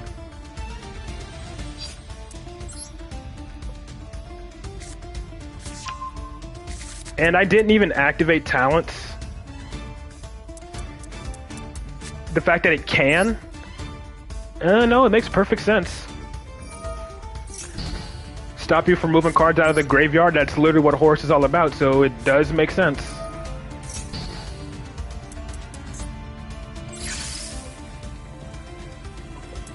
Let's just go for 2 Jackal Kings here.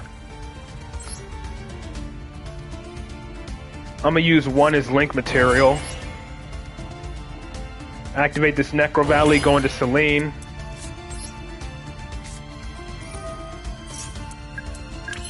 So how many spells is it going to be? 1, 2, 3, 4.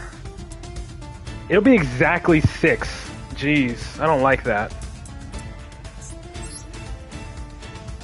But it'll be better than nothing, I guess.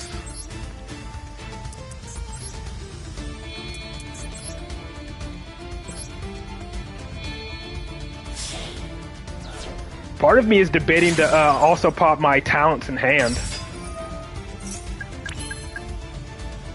Because right now, all I have is a single Endymion negate, not a monster negate.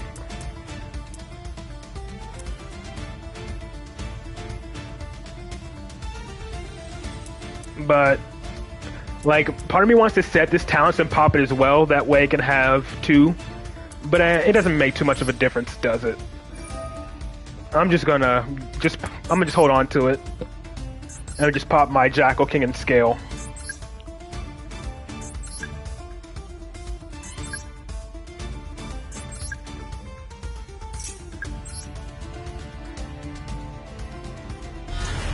There's no need to set this talent since I didn't activate Into the Void.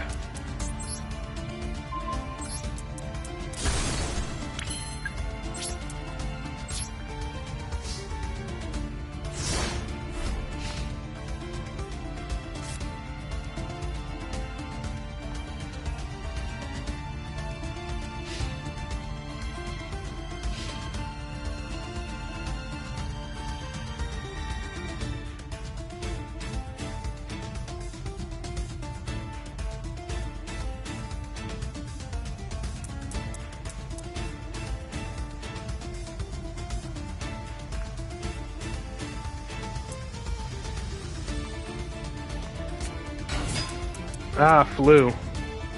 They literally don't give a damn.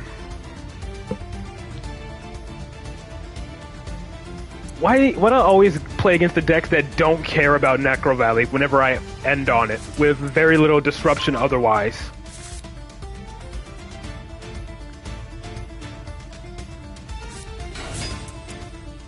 Why is that always the case?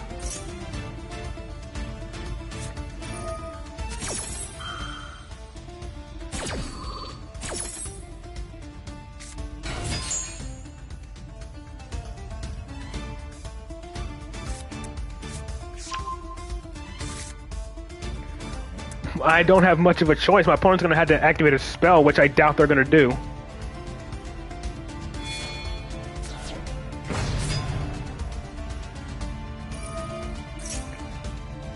And then, of course, I can't even respond to it because my monsters are in attack position. Like, I can't even activate my Endymion or anything.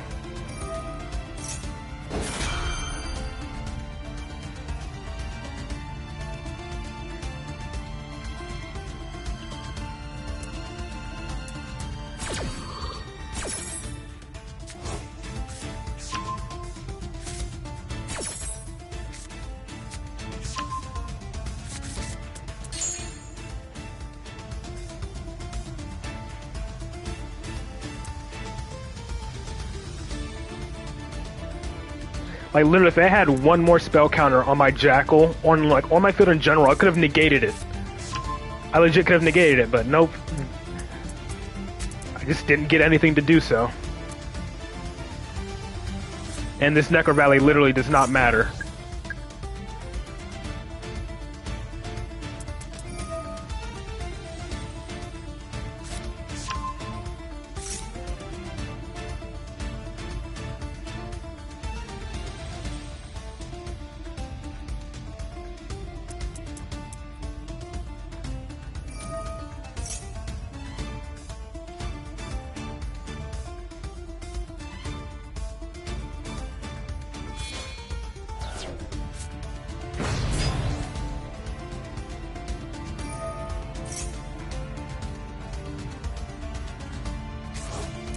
This bounces itself, right?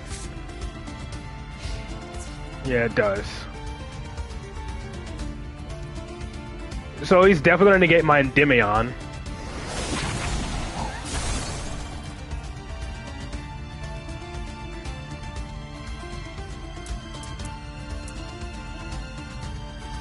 Which is going to go to the grave because of that, since it activates in the extra deck.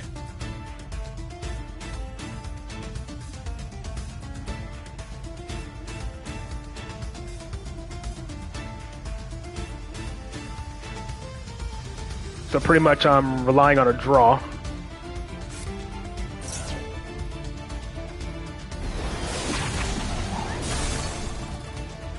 At least force it to bounce itself. Unless he also has Ash in his hand.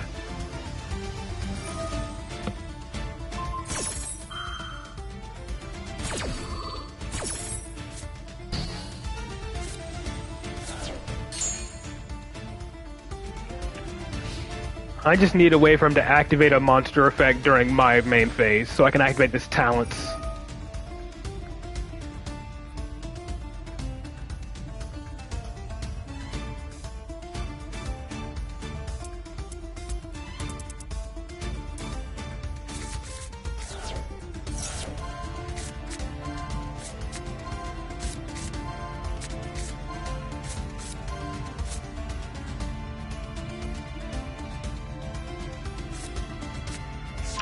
Great.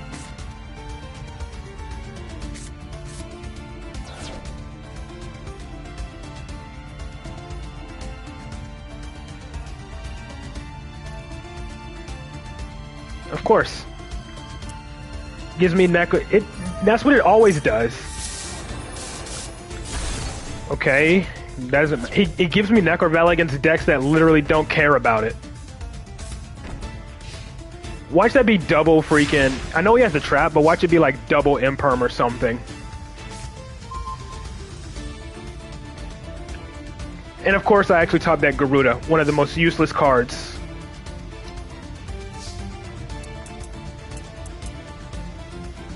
Let's see what happens.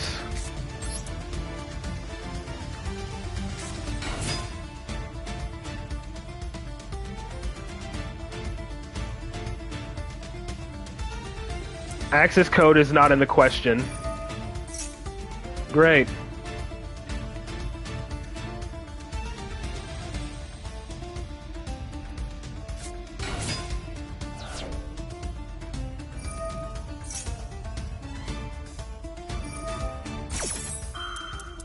Now you should summon out Apex Avian again to negate my freaking talents.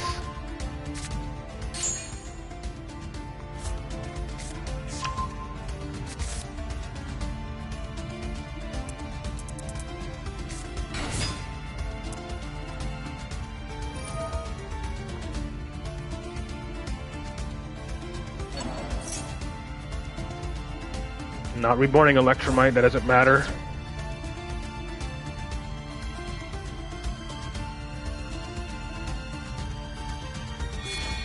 Like, I literally should not be having a problem with this deck, but again, there's nothing I can do in this situation because of how terrible my hand was.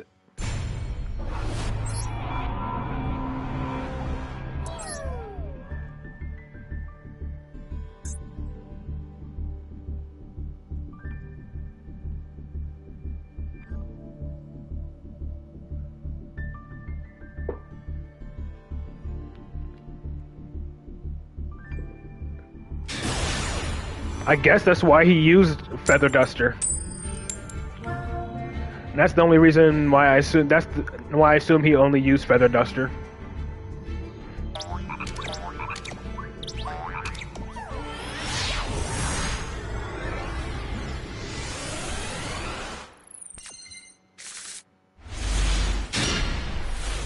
And of course, right back at it with terrible hands.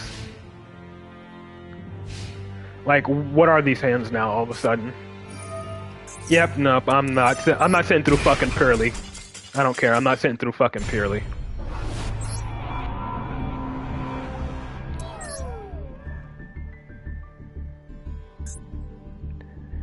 That hand was absolutely terrible, and it was doing absolutely nothing against Purely.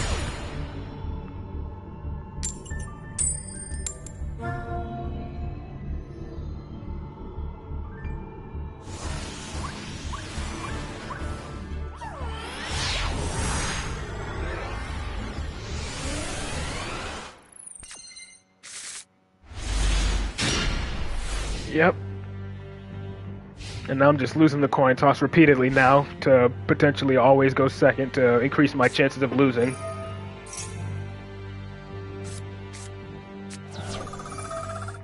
Sky Striker. Not as bad to deal with. So I'm going to need to summon Endymion here off of Servant.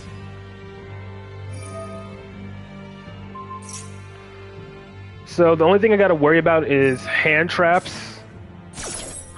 Yeah, essentially I just gotta worry about hand traps.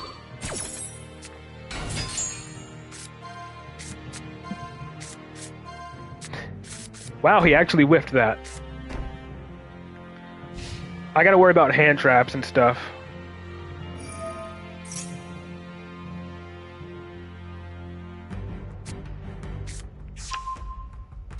And obviously maybe floodgates. But I don't think Sky Striker plays many floodgates aside from Kaiser Coliseum. Well, he has a toggle on from the looks of it, so it's something activatable, I think.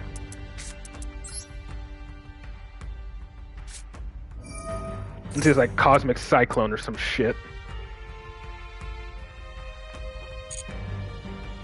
If he has Ash for this, I'm definitely going to have to negate that, unless he has Cross Out as well. That's going to be annoying. But if he does, that'll at least still be 3 spell counters. Alright, let's add Endymion here.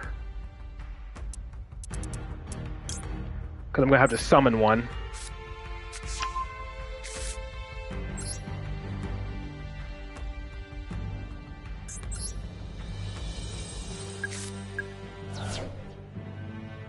And then, of course, I have Called By to stop a Kagari or whatever. If he max sees me, I'm just going to try to play through it in OTK.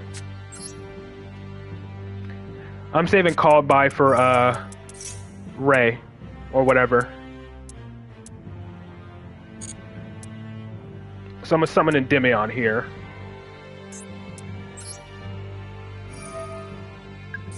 And I'm going to normal summon this Magister so I can keep my Endymion on the field. And before he has like double Widow Anchor or something. But even if he does have double Widow Anchor, it'll only negate Electromite and it won't destroy it.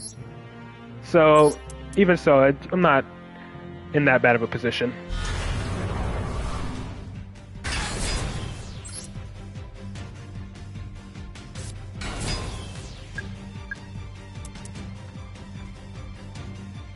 I do gotta worry about potentially getting the Beerooth though. Summon number 3.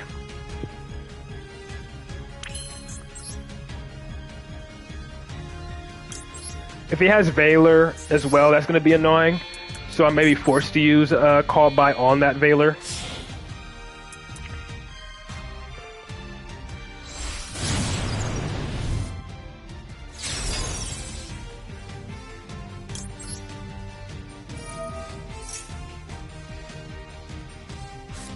Yeah, but I knew he had a Widow Anchor. I'm guessing he has double.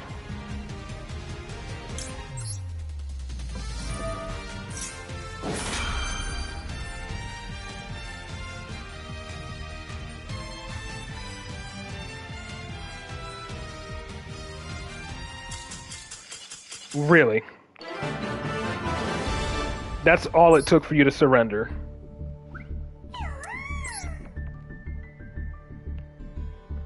Negate Widow Anchor, you leave. Okay. Well, he wasn't playing Nibiru. But he is playing a decent amount of hand traps. 1 Ghost Bell, triple Ash, triple Maxi, double Veiler, double Imperm.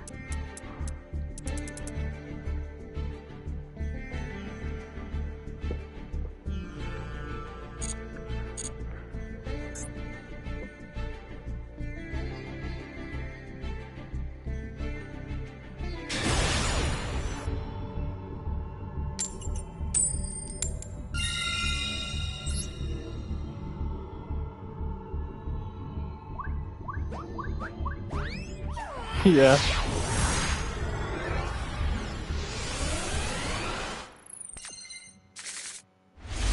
What the fuck is this hand? Like, it is ridiculous how much I brick with this deck. Yeah, and now my opponent essentially gets a free win with this.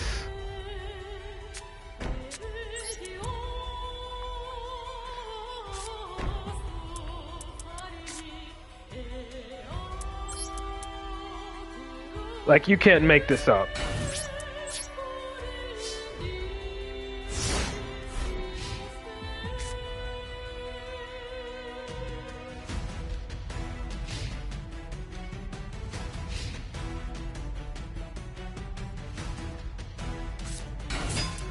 Ah, great. Against freaking salads.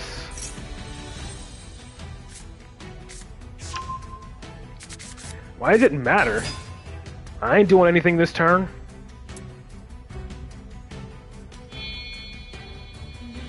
I'm more than likely going to end up using them both anyways.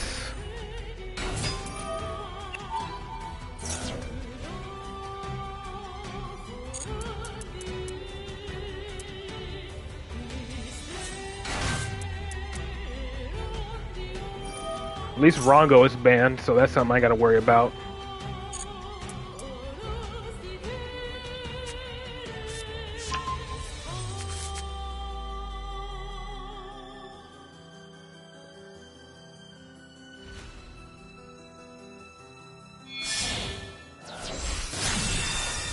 Great, he sold.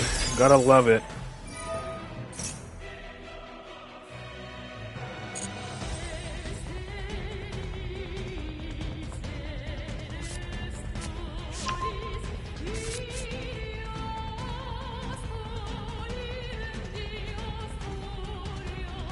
I'm probably just gonna call by Fireflint Lady. I don't know what to stop here.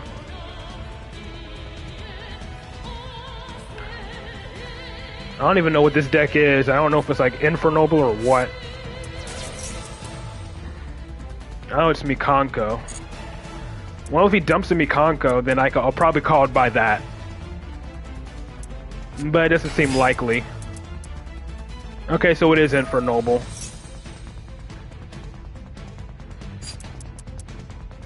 Oh, it's a equip spell.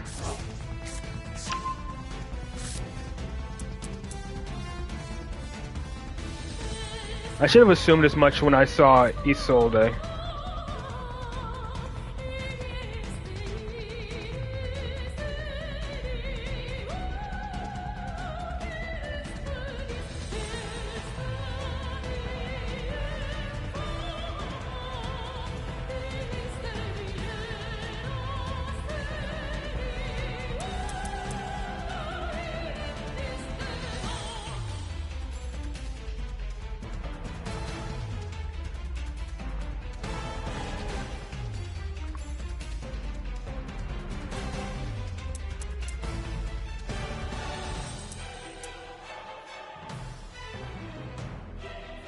Bro's taking a long pause. Ah, Sprint. Okay. I'm guessing the level 2 he sends is going to be something I want to call it by. Oh, this. I'm a called by it when it chooses to activate. Just because. Because they went out of his way to send it.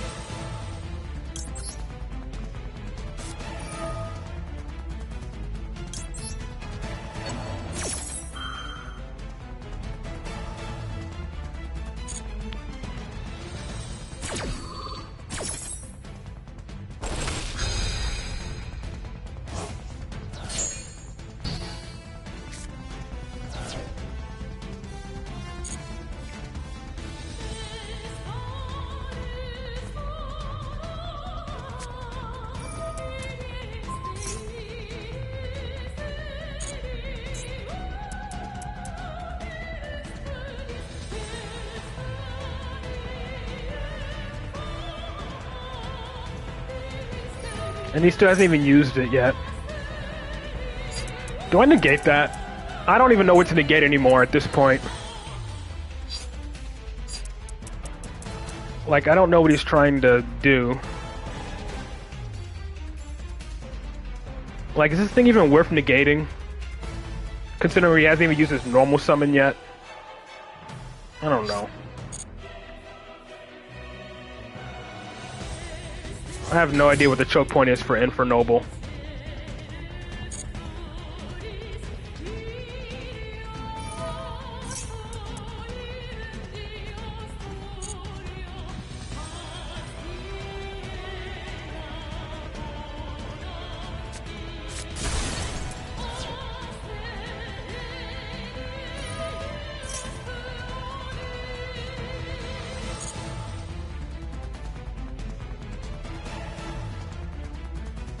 Like, he still hasn't used his normal summon or anything.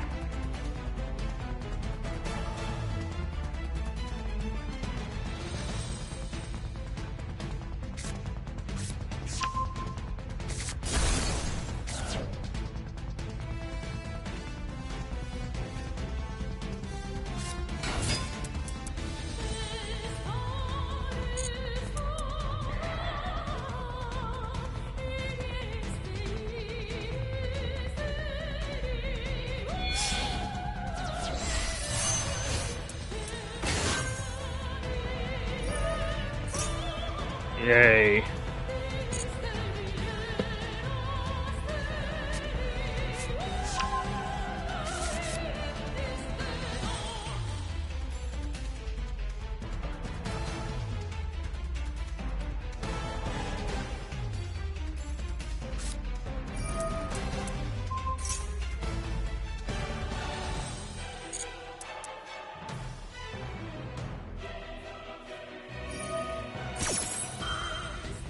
Honestly, I'm not sitting around for this. I'm just gonna go ahead and move on to subscriber replays. Well, my opponent got saved from D-ranking because I got probably one of the most abysmal hands ever. Just gonna collect my daily missions and move on to subscriber replays.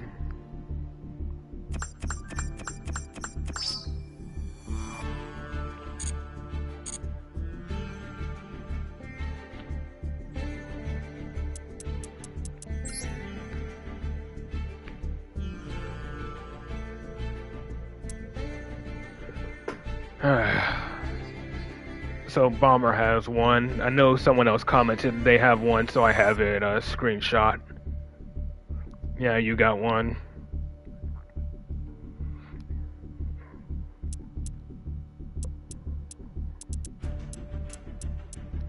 Yeah, I know you do, Elixir. I'm just going down the list.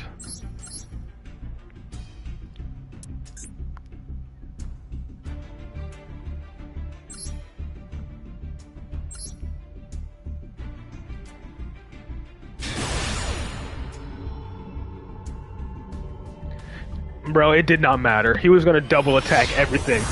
It did not matter. I was dead.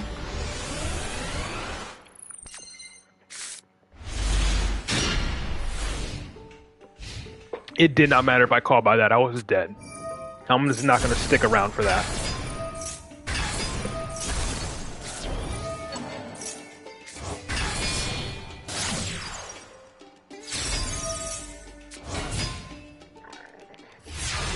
Wow, is this actually pure Fire King? Wow. I'm actually surprised to see pure Fire Kings.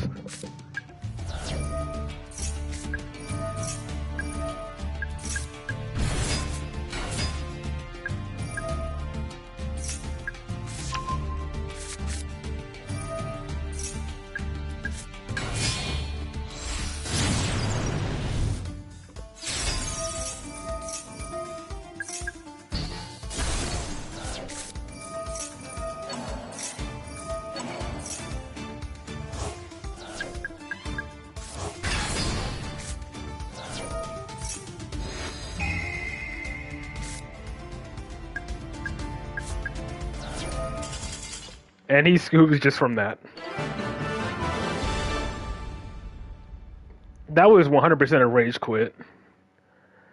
I was just banishing gear freely sold and preventing access to Charles. Well, here's the thing. My only disruption was a single called by, and that continuous spell that he had, or equip spell, whatever, pretty much would have allowed all of his monsters to make 2 attacks. So I was 100% dead anyways. It did not matter.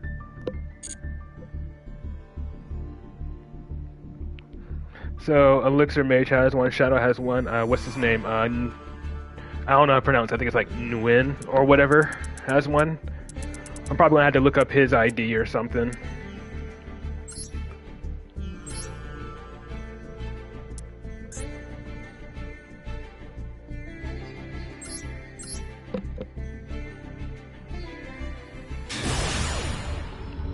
Yeah, I figured it was the first one considering it's the most recent replay from today.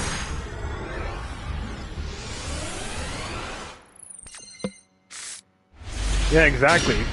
There was no reason for me to stick around. Top one, gotcha. Ah, another Fire King replay. Except this one is actually Fire King Snake Eyes.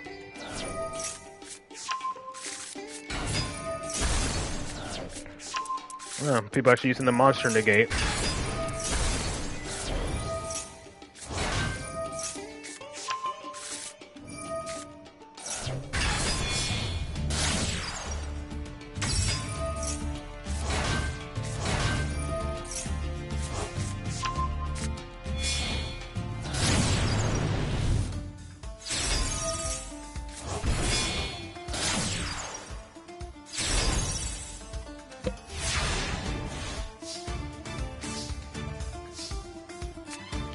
Sky Striker, though this is looking pretty good.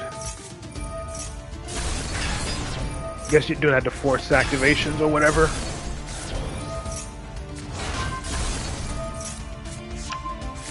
And that turns on your talents. And you have double engage. Yeah, I know you did. And they fell for it.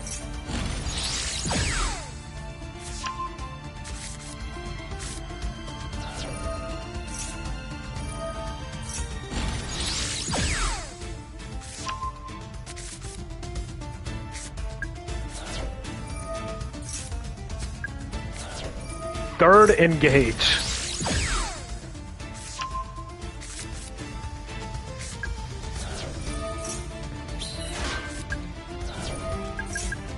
Not using your Widow Anchors, okay.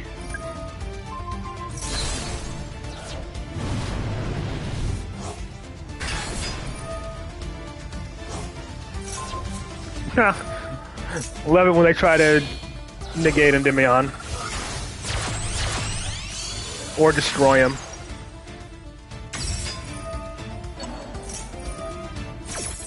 Okay, holding it for Arvata.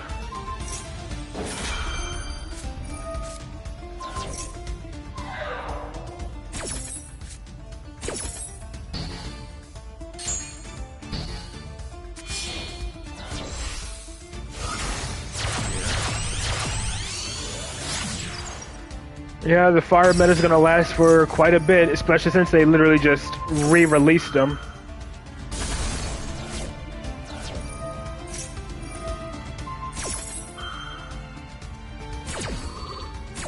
They re-released more Snake Eyes card in the selection pack. And of course, they just released Fire King, so we're going to be dealing with fire meta for at least 2 more months. at the least. Bro had so many hand traps. Had Valor, Ghost Bell.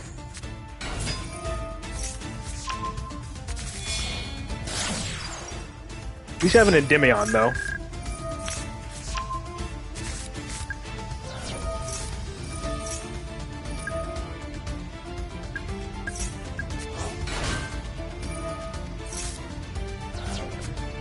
Yeah. I mean, you still got OTK here.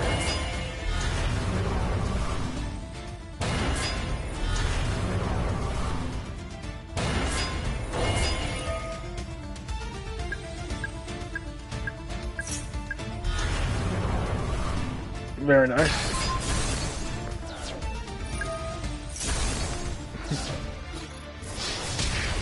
Triple Endymion on the field.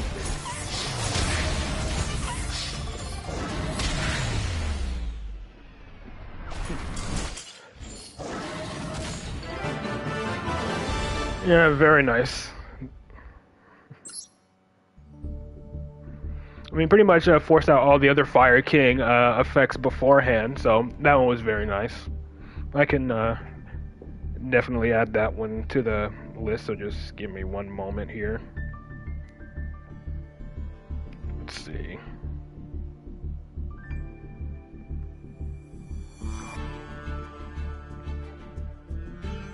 Okay. Yep, no problem. June 10th.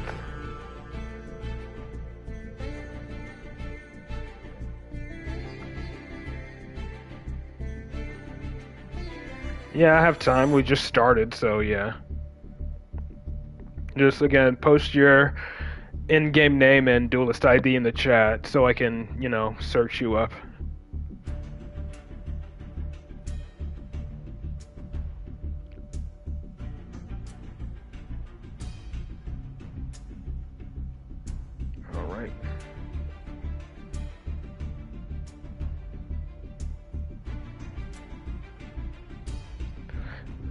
Next up is Shadow.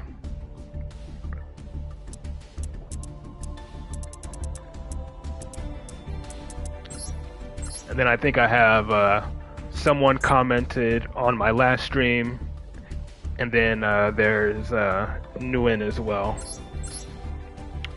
I still don't know if I'm pronouncing that name right.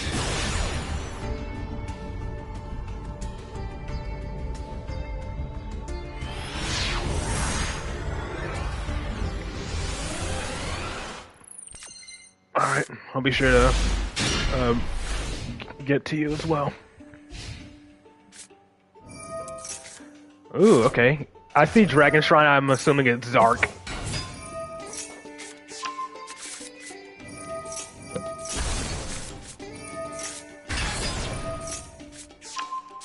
Light Worm.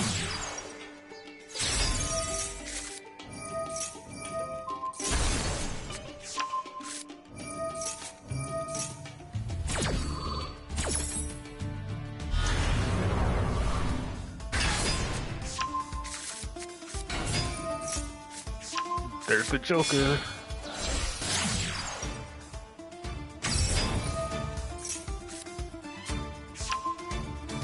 Yeah.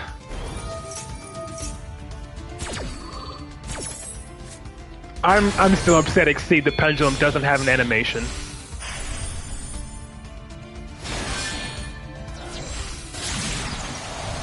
Yep, 2 material Appaloosa. Not even indestructible. Not even made with IP.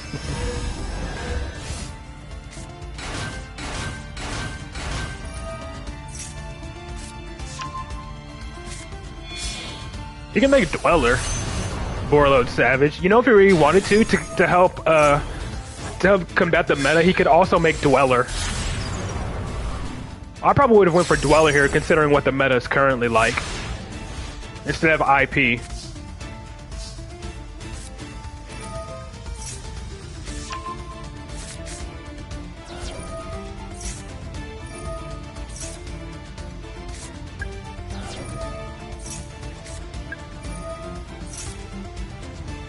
Funny thing is, even if he negates this, Yep, I love that. He doesn't destroy.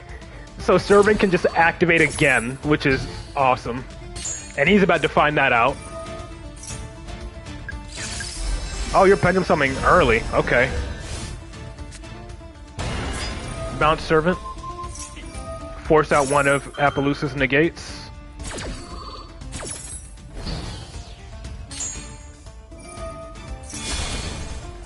SP. And banishing Reflection and not Servant. That was a mistake.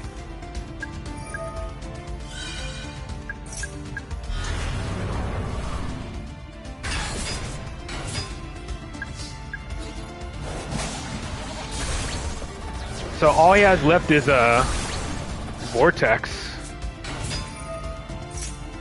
Which he didn't negate, okay.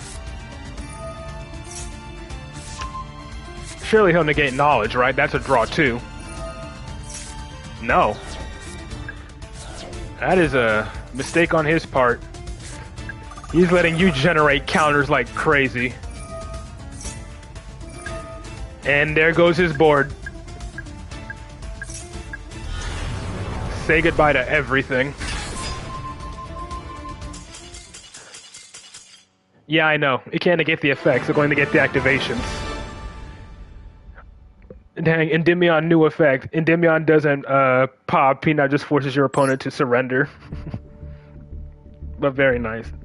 Still though, he could have at least like let the pop go through instead of leaving before the pop even happens.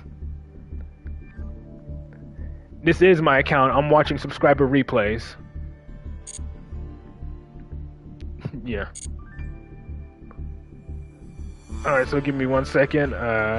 I gotta check for another person who commented on one of my previous streams, I believe.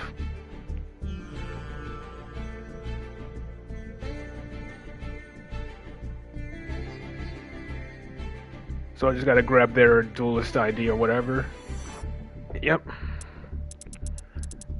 Then it'll be Nguyen, and then it'll be the other person who commented.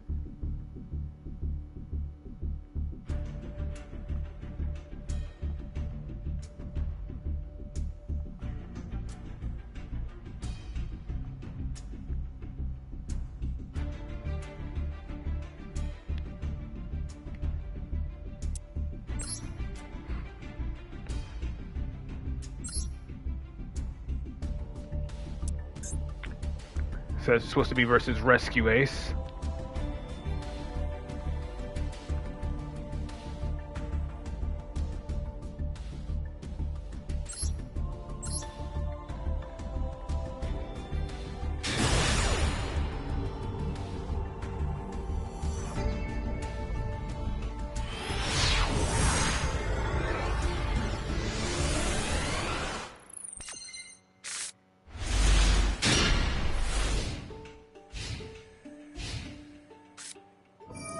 Alright, versus Rescue Ace. Said this is Rescue Ace.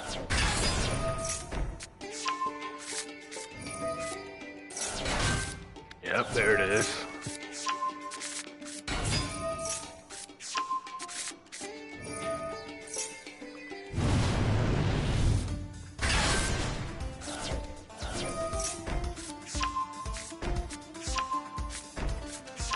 Again, usually if you can get Endymion out early against Rescue Ace to pop their back row and just have a negate, you have a much better time against them.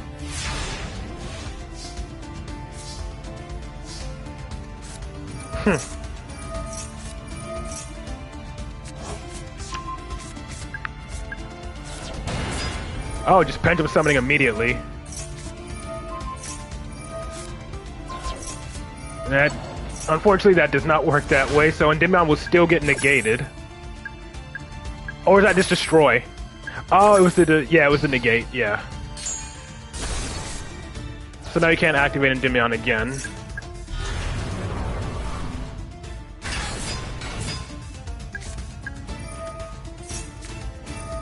Ashing an upstart? What is up with people ashing upstarts?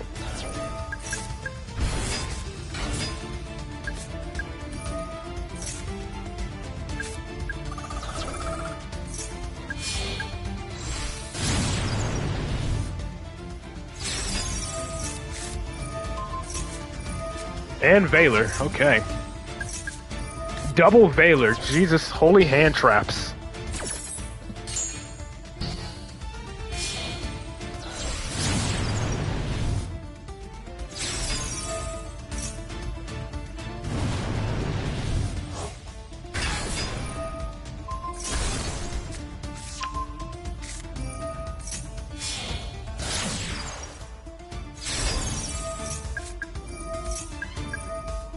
This is only a pop 2, but it should still work out. You can pop Turbulent still.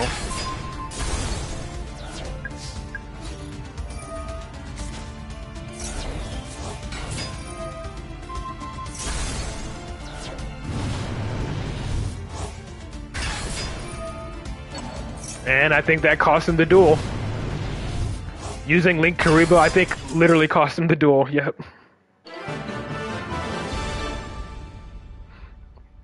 That was a very nicely done one. I just love it when your opponent unintentionally helps you win the duel. That's always funny.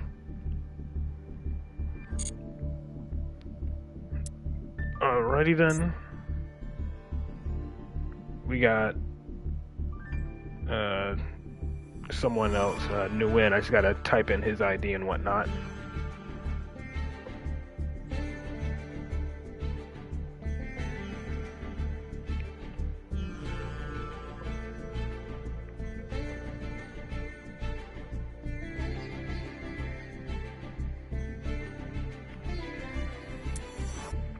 Max C. Okay. I'm just making sure it's correct. 832796601. All right. Versus purely TKS. I'm guessing it's the first one. Okay.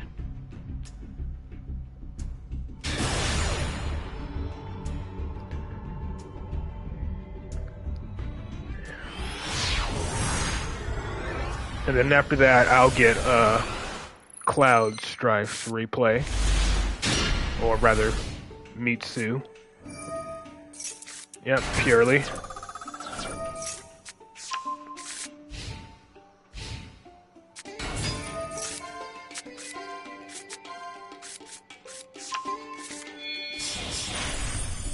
Ah, okay, using this package.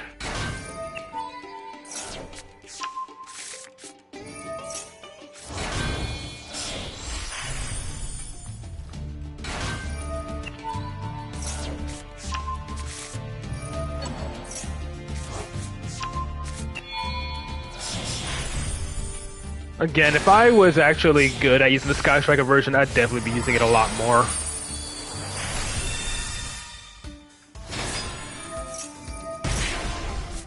Copy... the copy pasta? What copy pasta are you talking about?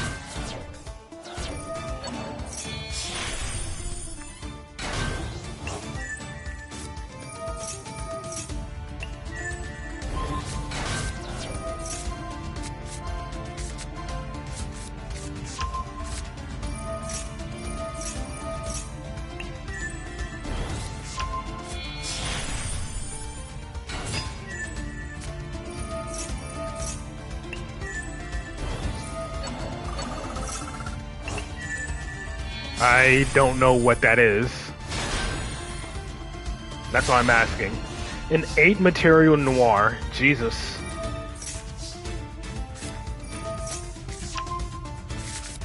Eight material noir and 2 monster negates.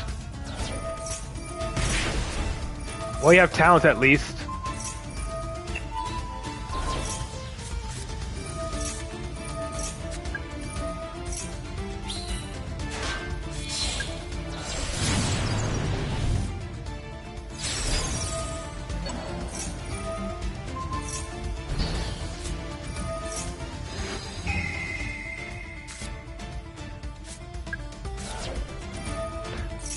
I think you could have.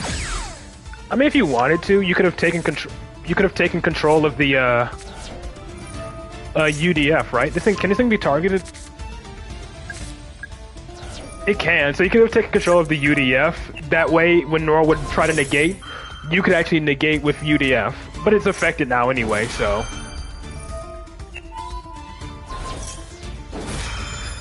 Use it again. It's always funny when they're forced to just dump all of their materials because it's about to get negated.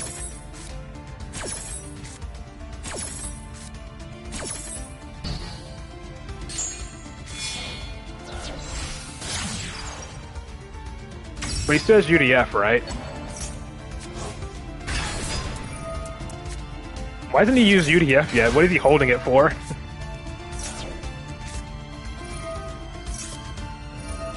Well, the moment he's probably gonna have to hold it on, use it on Celine. If he doesn't use it on Celine, you pretty much just win here.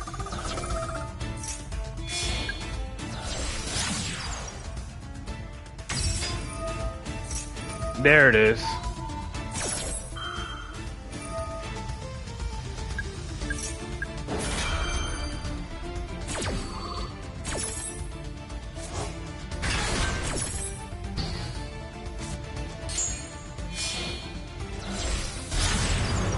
Beyond the pendulum, didn't even pendulum summon yet, so he could just make another Celine.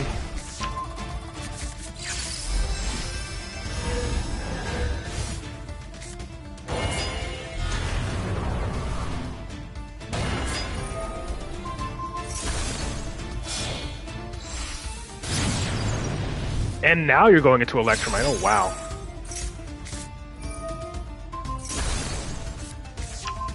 Get that extra draw.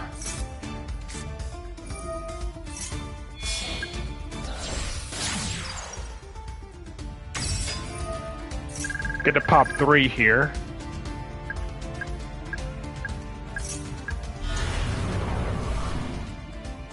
And since you're popping my friend Pearly at the same time,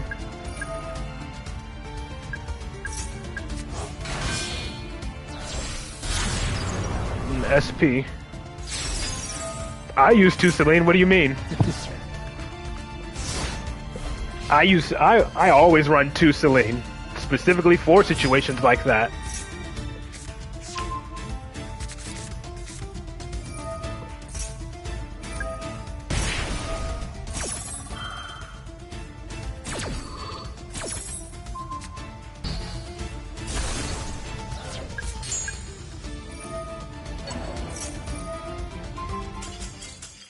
But dang, he did very good there against that Purely player. Dealt with a Noir, dealt with UDF. That's a very nice one. I suppose I could add that one to the list.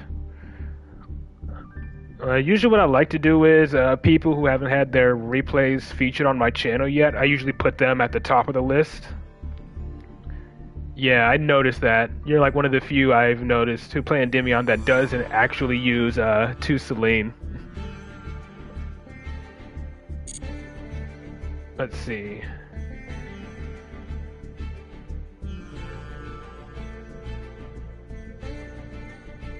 And make sure to follow him.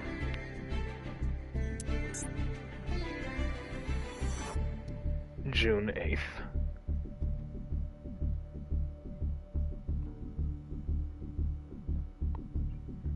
There we go. And then next up should be Cloud or what's his name? Mitsu. And then does anyone else have any replays that I may have missed?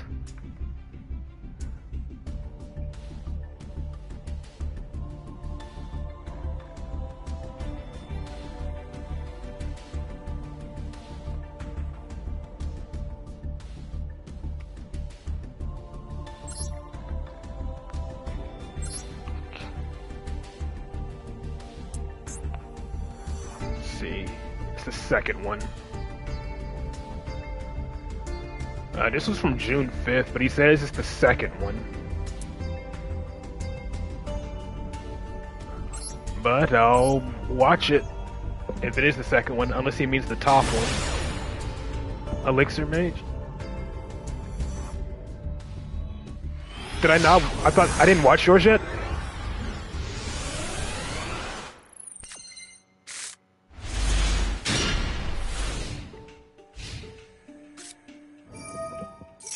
Versus Branded. Yeah, I watched Nguyen's.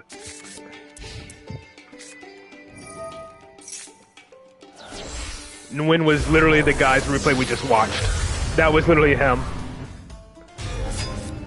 The last replay we watched was Nguyen's.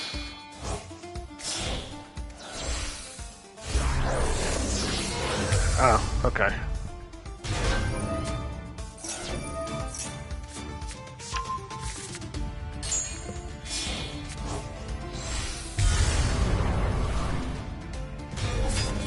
Now, while we're waiting for this brand new player to do his plays, I just realized something. I should probably really start playing on my other account again, just to increase the chances of getting more replays for my ranked duels. Because again, like I've said, I've like maybe touched my other account once or twice since I started streaming, and I'm pretty much back in rookie rank on my other account at this point. Like, I haven't logged in like 2 months on that account. It's crazy.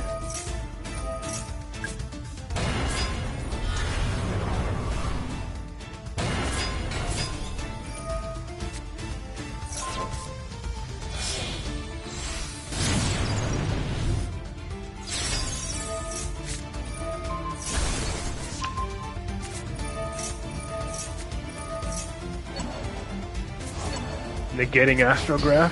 Unfortunate. Literally held Retribution for Astrograph. Drawing into engage, though.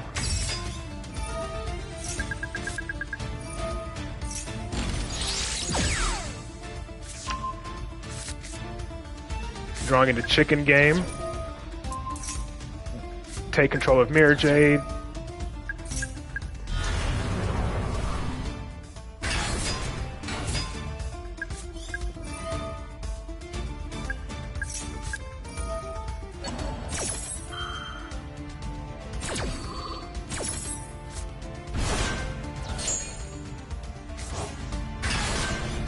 Reflection bounce.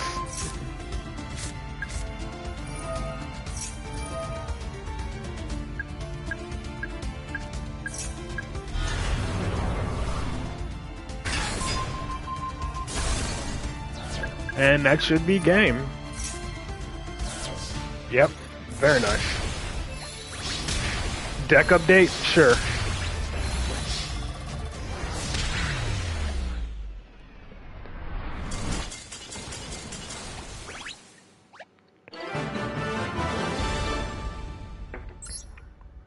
But very nicely done. We want Windows ID? Okay.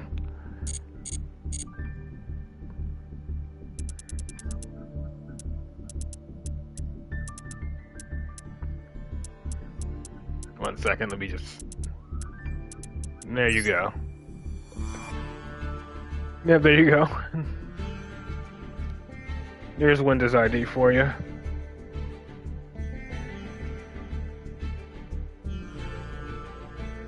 I'm just gonna leave it up for like a few seconds more, then I'm gonna show off my deck list. Honestly though, with the way things have been going, I'm probably just gonna end up cutting Sloth out of my deck entirely. Oh, someone wanted a quick deck update. So I can do that.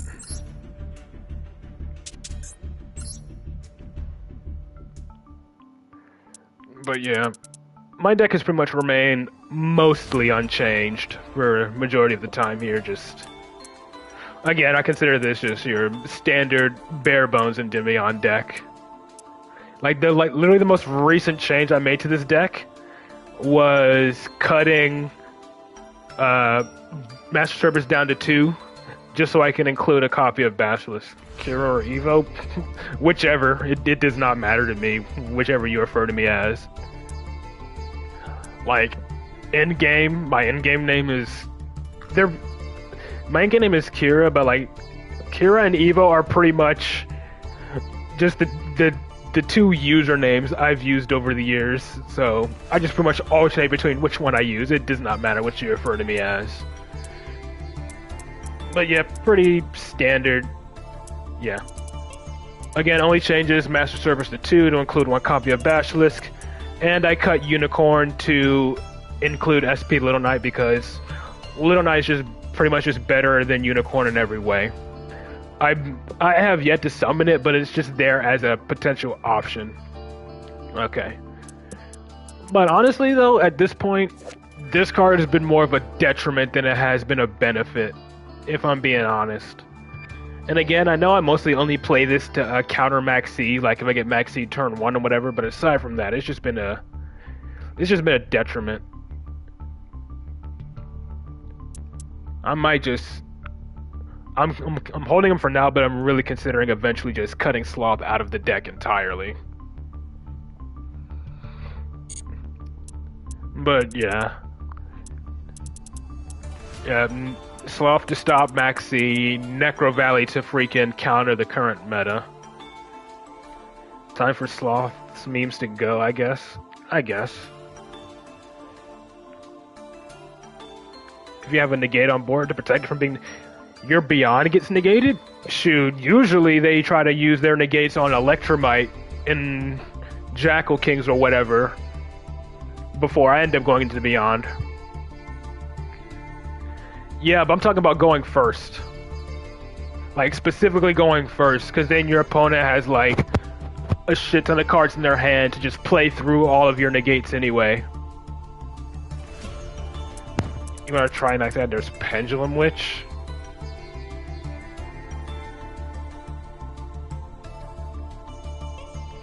Let's see what this thing does.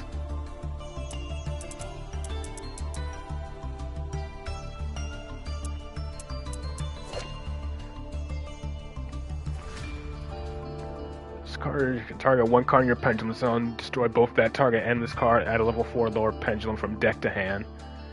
So she's specifically normal or Pendulum summoned. She's alright, I suppose. I mean, I know I can just craft her. I'm just seeing like where she's available. Master Pack. Oh, okay. She was released. She's a new card. Okay, that was just recently released, or just into the Master Packs. Choose that over Sloth, maybe. I'll craft one just for now, but I'm not gonna add it yet. I'm just crafting it, just because. Yeah, I got a glossy one. Oh wow, I forgot I still had this. I'm just holding on to this on the off chance I do get a chance to build Valence, but... Oh, she's been out since October? Yeah. I mean, it's glossy. It's not like I crafted a royal finish. Unlike Monkey Board. Yeah, I did craft Monkey Board, if I'm not mistaken, as a royal rare. Let me see. Especially now that Monkey Board is at 3. Yeah, I crafted a royal Monkey Board when it was limited to 1, and it just got released from the ban list. I crafted Monkey Board and I got a royal. So that'll definitely be something to use in the future.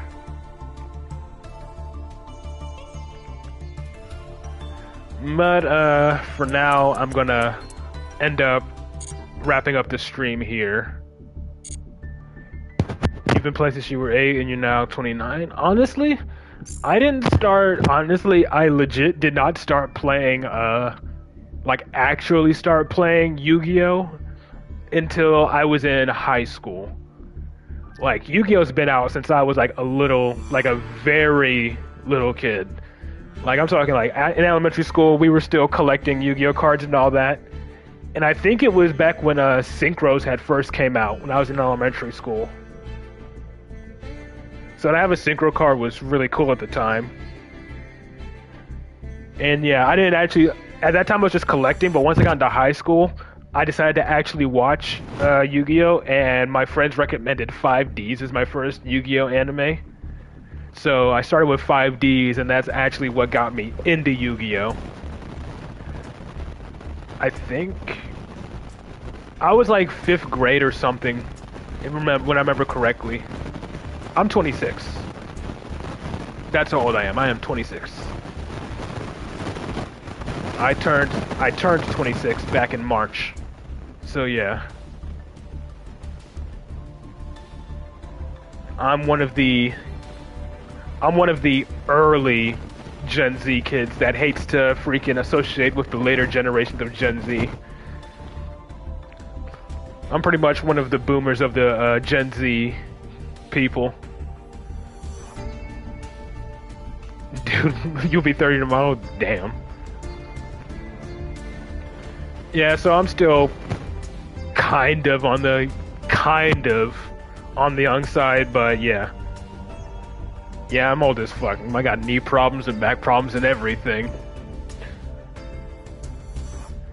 But yeah, I started watching 5Ds to get me into the anime.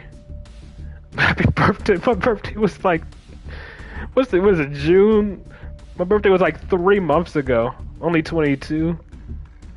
You're calling me an old man when you're only 4 years younger than me. But yeah, I know you're just messing. But yeah, 5Ds was my first Yu-Gi-Oh anime. Then I went back and I watched GX. I watched the original Yu-Gi-Oh for a bit, but I could never really get into the, like, call it blasphemous, but I could never really get into the OG Yu-Gi-Oh.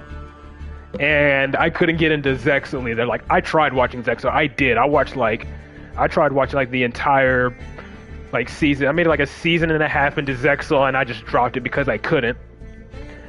And then Arc 5 came out, and I was in love with Arc 5. Arc 5 is still to this day my favorite Yu-Gi-Oh series. And of course, it still has my favorite Yu-Gi-Oh protagonist rage moment with Yuya summoning Odd Eye's Raging Dragon. That will forever be one of my favorite Yu-Gi-Oh moments.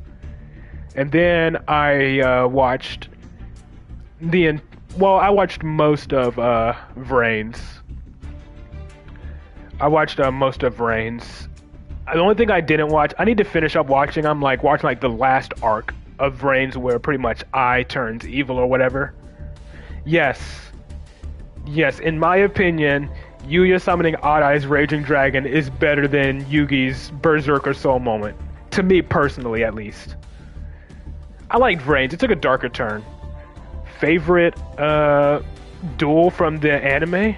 Hard to say. I don't really have a specific favorite duel, but I love a lot of duels in Arc 5, specifically because of the music. Like, the music used in Arc 5, the sub version, obviously. The music used in the sub of Arc 5 was just phenomenal. Exactly, yes. Yeah, Shun versus Sora. The music that played during that duel was insane. Like, what was it? A Duelist Secret Feelings or whatever? That is still one of my favorite Arc 5 duels. Right next to Duel of Rebellion. Like, Duel of Rebellion and A Duelist Secret Feeling is, like, two of my favorite Yu-Gi-Oh! Themes of all time. And, like, I mean, y'all have heard me use Duel of Rebellion multiple times in my ranked duel videos. That just shows how much I love that theme. I love it so much. But, yeah. Arc 5 is what got me hooked. And then, you know, another little drop about me that I don't like really mentioning too much because I don't want that to be like people would identify me as or like associate with me as. I actually, out of high school, I enlisted into the military. I served 4 years in the United States Marine Corps. So yeah, there's a fun fact about me. So while I was in, I was just shopping out with my friends once, and that is when I saw the Rocket structure deck and the Endymion structure deck. And when I saw the Endymion one, I immediately had to pick it up because at the time, that's when I was like catching up on the Arc 5 anime. So I saw the Endymion Pendulum structure deck. I immediately bought 3 copies of it, and I fell in love with it. Right from that point, I've been playing it. This is back when I still played Yu-Gi-Oh! IRL, and I pretty much played the deck up until the TCG decided to hit Servant to 1 for some godforsaken reason. And of course, this is back when pendulums were still pretty strong, if I'm not mistaken. I think this is before the Master Rule change, because I think this is still when pendulums had their own designated zones, and you could pendulum summon as many as you wanted from the extra deck, if I remember correctly. But yeah, I played Endymion IRL up until they limited Servant to 1, and pretty much after they limited Servant to 1, it was around the time I was like wrapping up my years of service or whatever, and I was getting out anyways. So I didn't really have time to go to any card shops and play. So I kind of just fell off from playing IRL. And then once I got out, there was no card shops near me to play Yu-Gi-Oh! So I just fell off from playing IRL Yu-Gi-Oh! Entirely. So when Master Duel came out, that was pretty much my getting back into it. Yeah, again, there's just no card shops near me to play. And I have my Endymion deck still. It's just, I just don't have a reason to go and play Endymion IRL, or most because I don't have a way to, rather, since no card shop near me. I have most of my cards. Some of them, unfortunately, are missing. Like, I'm missing, like, my second copy of Selene.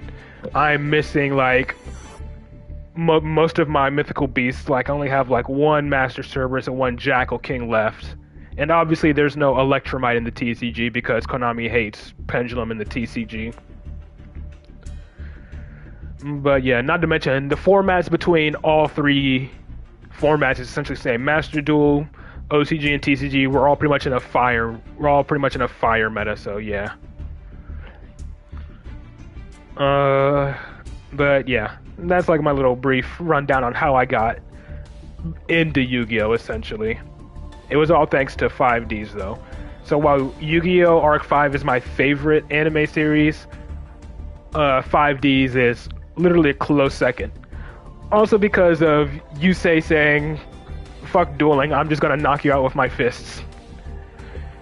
But yeah, that's enough on my history of me getting into Yu-Gi-Oh! So I'm gonna go ahead and wrap up the stream there. Wednesday, I'd say, is where the true suffering begins. Like, yeah, Wednesday is when the true suffering begins because the WCS qualifier starts tonight. I'm not playing tomorrow because, again, I don't play when I'm not streaming. Wednesday, when I stream again, we're going into WCS qualifiers. I'll try to keep Sloth in the deck for a bit, but if it becomes too much of a detriment, I might just cut it. But until then, though, I hope you all enjoy your day. I will see you all on Wednesday when Suffering gets cranked up to 11 in the WCS qualifiers. So, hope you all take care until then. Peace.